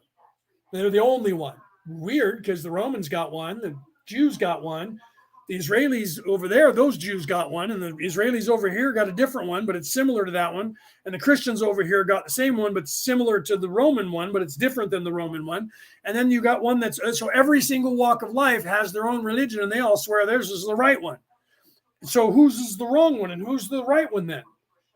Well, only 144,000 are going to go to heaven. Well, unless you're Jewish, then it's only Jewish people, but you can only be Jewish if your mother was Jewish. Can't be Jewish if your father was Jewish and he married some other woman. Then you're not Jewish anymore. Well, wait, I still have the same DNA. Oh, but no, see, because the DNA follows the female bloodline, so you're not really a Jew. So does that mean that if I'm born and my mom's a Jewish, but I'm a guy, that means I'm not Jewish? Oh, no, you're Jewish until you have sex with another woman who's not Jewish. Then you don't get to be Jewish anymore because any children you have are not Jewish. Well, you're still Jewish, but they can't come to the church. So you have a choice to make. You can go to their church or you can go to your church with the rest of the Jewish people. And then when you die, if your kids marry somebody else, right, and then they're just no longer Jews. Well, what happens if they're 3 generations removed and then they marry a Jewish person and have kids? Then they're Jews again. All of a sudden, now they're all Jews. Wait a minute. So what is a Gentile then? A Gentile is just somebody who doesn't have a Jewish female mother. So if the Gentile comes over here and marries a Jew and they have kids, they're Jewish? Yes. That's confusing. Doesn't make any sense. Never mind that now. Just do what we tell you to do. Think about that. Yes, I know. I didn't say it, Cassie, and I didn't want to. Cassie said, that literally happened to me. She was telling the story of that literally did happen to her. She was, and now that she's brought it up, right? She says that there was a woman that she was with that she had said something that sounded to this woman, because she was talking to someone that she cared about who was in a dire straits. It sounded like as if she was casting some pagan evil spell. So the woman then ran away and came back with something she picked up off the internet, and she wrote down some stuff and she taped it over the door threshold to protect the house. And Cassie took a picture of it and sent it to me, and I laughed. And I told her, I said, you realize that's spelled wrong. She misspelled it. She wrote it. So I have to protect the house, so I need to cast a spell on the house. And the weird thing was that she was not Jewish, nor was she a Greek or Roman. And the wording that she wrote down was Sanskrit, and it was spelt wrong. It was a Coptic translation, which was wrong. Not a Hebrew translation or a Farsi or a Yiddish translation. So it didn't mean what she said it meant, because the word was separated at the wrong place. So it was actually not the correct spell that she was trying to cast. And I laughed and told Cassie that. I'm like, I would brag to her and go, were you trying to say this? Because if you were, you screwed that up, lady, because that's the wrong translation for the wrong language. So this person who was claiming to be Christian felt she needed to protect the place, and she ran out and got a Hebrew spell that was wrongfully translated from the Sanskrit through the Coptic religion, then to Latin, and then to English, so that it was wrongfully translated, and she taped up a spell on the door because she was casting a spell, and we have to stop her because that's evil. And that literally happened to Cassie in real life. And we both laughed about it. She was like, oh my God, I can't believe this. Look at what she's done. And I was like, do you realize that that's spelt wrong? And she was like, yeah, I know, right? I'm like, I would tell her. I would have to. I would be compelled to. That's just like, and I used the analogy from the movie from back in the 80s, a vampire movie. And I'm trying to remember the name of it. And I can't think of the name of it right now. But the vampire was sitting there, and this guy held up a cross to the vampire, and he was going to go after the cross with the vampire. And the vampire at first got afraid and then realized that that guy didn't have any faith whatsoever. He was an atheist. And so the cross has no power. And he laughed, and he reached over and he grabbed it. And he says that you need to have faith for this to work, Mr. Vincent. It was Peter Vincent, vampire slayer, but he didn't believe in God. And so he grabbed the cross and squished it with his hand and threw it down and was, and his eyes were glowing red. And eventually Peter realized that and had to have faith. And the next time they met, he had faith and he held it up. And the vampire, then he touched the vampire in his head and it burned him. But I laughed because the vampire recognized, dude, you're doing this wrong. It doesn't work if you don't do it right. You're not doing it right. And so literally, right. What was the name of that movie? I can't think of the name of it, but it was, it was a funny movie. It was a comedy, but it was kind of serious. It was about vampires, and Peter Vincent was chasing the vampires, and this kid was and she wrote the wrong spell. Cassie's telling you, it was hilarious. She wrote the wrong spell, and that was funnier than shit that she wrote the wrong spell. But she's casting a spell. Same thing. They teach you in Christianity that all these people are doing spells and they're heathens and it's evil and it's from the devil. And then they get up there and cast a spell every time they're doing a sacrament. It's a spell. It's a ritual that they're going through, that they're casting a spell. And they know it. They have incense. They're flicking water on you, the whole thing. They're chanting, the whole nines. That is no different than a pagan Wiccan ceremony. None. The difference is one is a different religion from a different part of the world that religion is trying to say is wrong, because every religion tells you all other religions are wrong. Okay, everyone. If you're a Muslim, that's the only religion that's right. If you're a Jew, that's the only religion that's right. If you're a Christian, that's the only religion that's right. If you're Mesopotamian, that's the only religion that is right. If you're a Viking, that's the only religion and it's right. All the truths we cling to are directly related to a certain point of view. Yours, ours. We think that we are always right. We don't see the world as it is. We see the world as we are. We don't live in the world of reality. We live in the world of how we perceive and how we think we perceive reality. Reality isn't what we think it is. This isn't happening. It just thinks it's happening. So reality isn't what you think it is. It's not what I think it is. It's completely different. Our perception of this place makes up what this place is to us alone. And that's what I've taught in the past. You see it on some of my reels that I chopped up, that a daydream is no different than a night dream. And neither one of those are any different than an astral projection. And none of that is any different than what's happening right now. The difference is your perception of what's happening right now. In a dream, you don't have the perception of time because you don't believe that you are in time, because when you're in a dream, you're not in this place. And so you're outside of time. So when you manifest something, like I use the glasses, they're just in your hand and they're just there because you thought about it. In this place, because this is the place of physicality, when I think of the glasses, I have to reach over with my physical body and pick it up for it to be in my hand. That doesn't mean that my manifestation of this is any different. My thought was, I need my glasses in my hand so that I can see.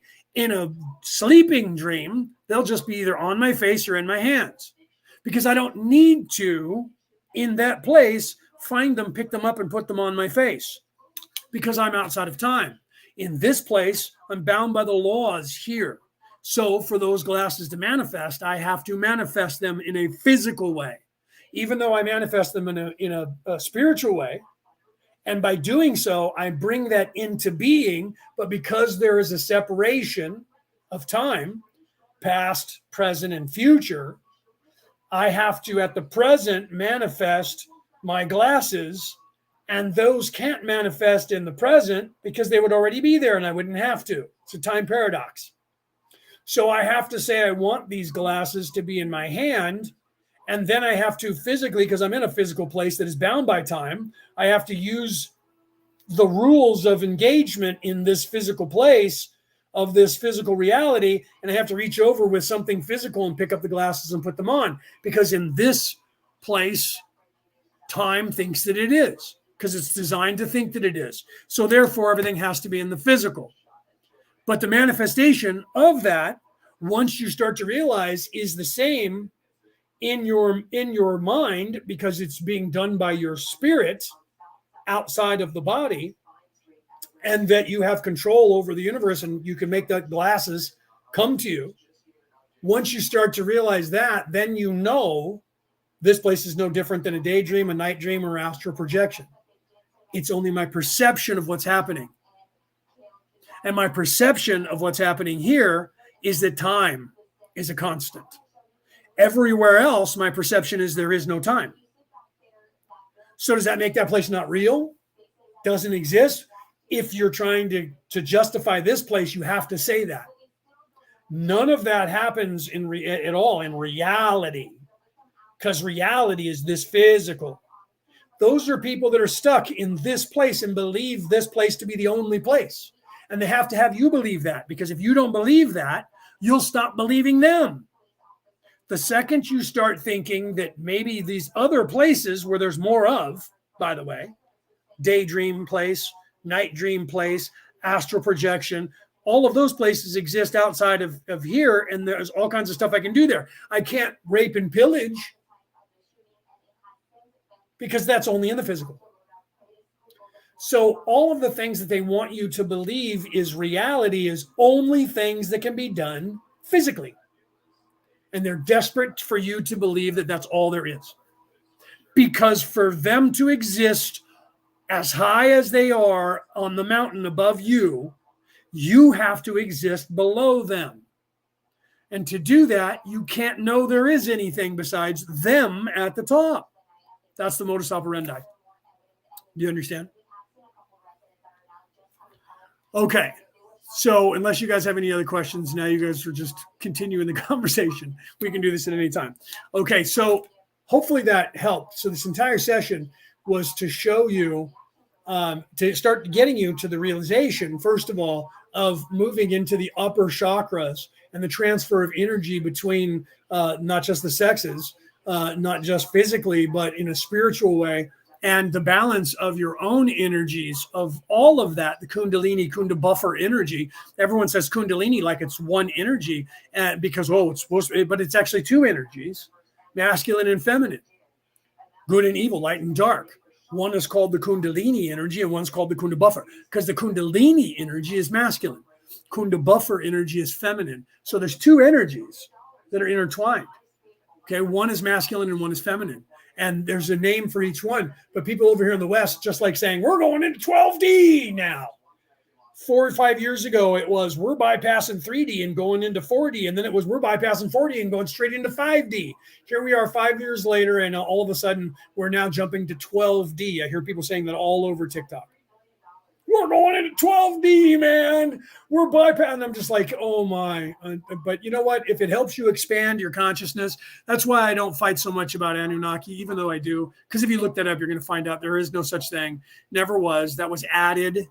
All of that entire concept of Anunnaki wasn't discovered because they knew about it in 1948 when Sitchin translated it wrong. It has evolved. And then from 2015 to now, they've added it to the pantheon, not because, we've discovered and that we have found out that the Anunnaki was a real thing in the Mesopotamian history. No, they haven't. Ask the scholars who know the actual language. They'll tell you it's the complete opposite. It's not true. But if that's the name, because the Illuminati is no longer working, because the people who are sub-evil on the baby table have decided to start calling themselves the Illuminati, and they try to recruit everybody into their club, it's actually diminished what the Illuminati was, the secret societies before, the Bilderbergers, all of that. They're trying to get you to just forget about them in the Grove and all of that, because they don't want you knowing that they're Luciferians. All of that information has come out to the world, so now they have to have a new name for the great evil, the cabal, and because they're already propping up the AI god that they're trying to create, and AI to control all of you and everything, because they don't have it, and this is the only thing they have left. They've had to create something new so that they can use that to control you. That's what they did with smartphones and apps, and now they're doing it with AI. They'll have to, that'll evolve into something else before it devolves. Okay, it has to, because they have to keep trying to push themselves higher and have more and more control, because they're already confusing everybody. Here's the thing. They think they're winning. They think they're winning. They don't know that they're losing. They can't fathom it. It's not in their vocabulary. It is for them to admit that they're winning would diminish, or that they're losing will diminish them completely, utterly, right in the beginning. So no matter what, they go, la, la, la, la, I'm not listening to you. I am in charge. We are winning, la, la, la, la, la, la, la, because I don't see you anymore, because you're not here, because I can't see you. You can't see me because my eyes are closed, la, la, la, la, la. And that's all that they can do. Well, that's becoming apparent to everyone. Notice that word, apparent. It's becoming apparent to everyone. People are starting to see them do it. Literally, they just had the top 3 colleges in America, the presidents, and they're all being fired now. One, they're calling for the resignation. They're all going to be fired because they were sitting there in front of the world, in front of cameras, and they were asked a direct question. They were like, la, la, la, la, la, la, la, la, la, because that's what they were taught to do. And before, when they did that, when they would just start looking at you and go, with their word salad, everyone would go, I'm not quite sure what they just said, but it sounded like they knew what they were talking about. Oh, okay. And they would go, these are not the droids you're looking for. And you would go, these are not the droids we're looking for. They don't have to show you their ID. They don't have to show us our ID. They don't have to show us our ID. They can go about their business. They can go about their business. Move along, move along, move along. They can go about their business, move along. That's what happened before. Now they're trying that, and they're going, with a word salad, and people are going, that was a word salad. It didn't mean shit. And then they're looking at you and they're going, how dare you? How dare you question me and ask and say I don't know what I'm talking about? How dare you? I am so offended. And then that worked for a minute. People are like, oh, I'm sorry. Don't get mad. I'm sorry. And then when that stopped working, they were like, we're going to send troops after you. Cops coming to your house. That worked for a minute. And then that doesn't work anymore. And now they're just like, la, la, la, la, la. And people are like, really? And they're like, yeah, gotta go, bye-bye. And then they're going back to work and thinking everything's fine because it used to work. It used to work. And now all of a sudden it's not working. And all of a sudden people are like, wait, I'm sorry, what? Oh, okay. You know what? I donated $100 million to you guys. I want it back. You don't get it. And you need to fire that person. And guess what? Money talks, power talks, control talks. All of a sudden they're like, yeah, we were going to fire her anyway. Yeah. She needs to step down. She's like, what the fuck? Wait, no, you guys, I'm doing what you told me. No, we never told you that. Now they're eating themselves. That's what's going to happen all over the world. It's happening. Just let it. Force it to and let it to happen. That's what's going to happen. They're all going to fall on their own swords. They're going to start killing each other off like ravenous dogs. They can't help themselves because they can't quench their thirst. They're just going to keep fighting over power. And eventually they're going to look at each other and go, I need your power now.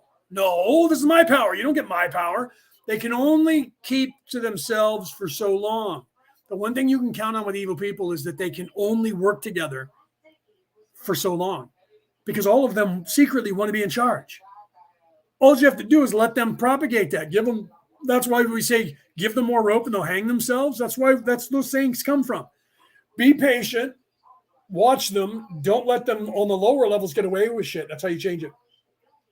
Don't let the lower ones who don't have all the power yet try to convince you they have that power. It's when you give them that power that they take more each time. And then they get more and more powerful.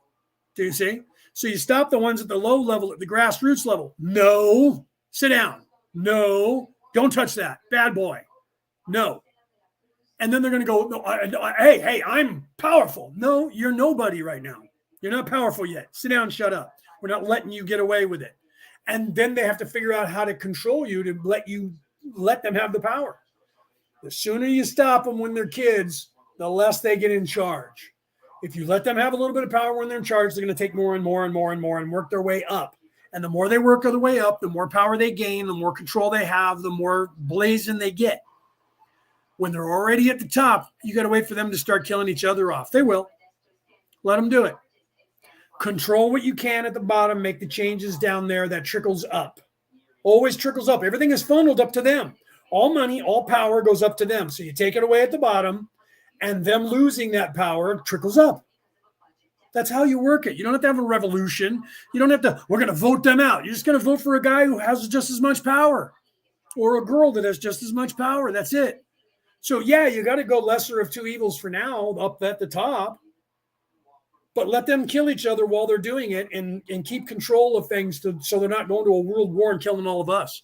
And don't let them poison your kids. Don't let them fix all that, people. That's all we got to do. All right, I got to go. It's time for me to start doing dinner. I know I've gotten on my horse and some of you got triggered, probably on both sides. Everybody out there, if you are in any way programmed and associate with that religion, no matter what political persuasion you are, I just was your devil because I'm your enemy. I have to be your enemy because if you got triggered, it's because they told you that I'm your enemy. And why is that? Because I'm telling you truths. I'm telling you that that's a religion of evil. And if you associate with that at all, you will be triggered by me always and say that I'm the devil. Because I have to be, because I am your devil. Because my words penetrate the minds of those people who are not in service to self.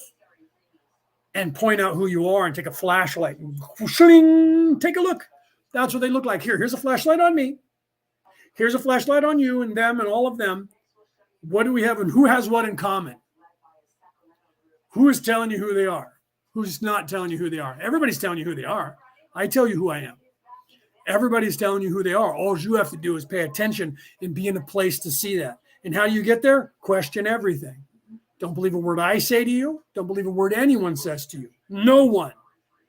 Until you can vet them and realize that, hey, wait a minute, I know what they know.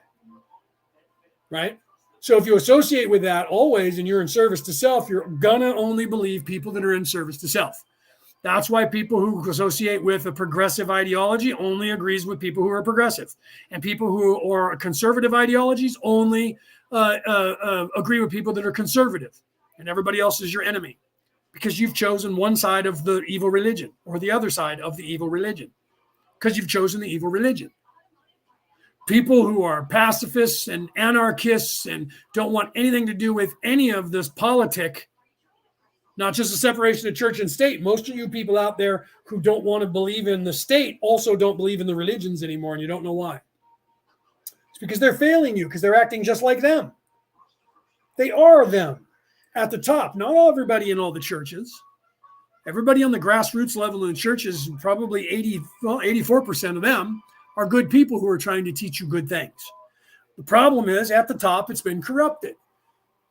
And because of that, it's a Starbucks. It's a Walmart. It's a McDonald's. It's a Jack in the Box. I don't know what companies you have on you must have those in wherever you are around the world because they're global. Okay. It's no different. They have a store on the street corner and they need your asses to be in the booths. They call them pews in churches. They need you there spending money in the church, buying their shit, paying for them so that they can be there. You got to pay for your priest to be there. So you got to give them money somehow, donate it or give them a tithing. You got to donate your time and work for them so that they don't have to do anything so that they'll assist you because it's their job. Meanwhile, they're not truly trying to teach you how to ascend. They're teaching you how to keep coming back to church. That's what the religions are teaching you. Religion recruits you. Spirituality waits for you to find it. Spiritualism doesn't tell you have to pay a tithing. Spirituality doesn't tell you that you need to go to a certain place to do it. Jesus never said that. Muhammad never said that. Moses never said that. That's just of the Hebrew religion and the offshoots of that. None of those people said, in fact, they all preached out in the wild to whoever showed up. And they all were telling you don't need to go and sit in those boxes and pay those guys money. And because of that, those guys came after him and tried to kill him. Think about that. The person that you call your prophet of your God was harassed by the Orthodox Church itself, and they were trying to kill him off to shut them up from what they were teaching you. You got to wonder what that was and why they were trying to shut him up. Same thing with Moses. Ramses tried to shut him up. Okay. What was he teaching people? To think for themselves and not pay a tithing to somebody at the top. That's just the big three. Every other religion is the same thing being told. All right, guys. I love you guys. Have a great night. I will see you guys. I think we're doing tomorrow on Jacqueline Taylor's show. So at noon West Coast America time, tomorrow, Saturday. We should be on for about an hour. We were last week, and I think Jacqueline said we'll be back this week. So I'll be on there to talk. I won't be doing all the talking because I'm not the host. I'm just a guest there.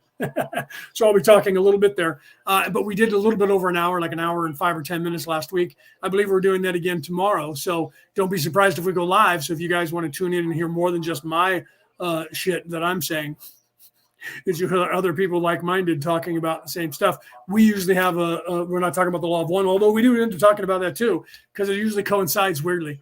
All right, guys, I love you guys. So we'll be on the air tomorrow on Izzy Kelly's page on Facebook, on YouTube, on Jacqueline Taylor's channel. I'll post it in the chats for Law of One and on my page. For those of you who want to tune in and hear more conversation about spirituality, that will be tomorrow on Jacqueline Taylor's, what does she call it?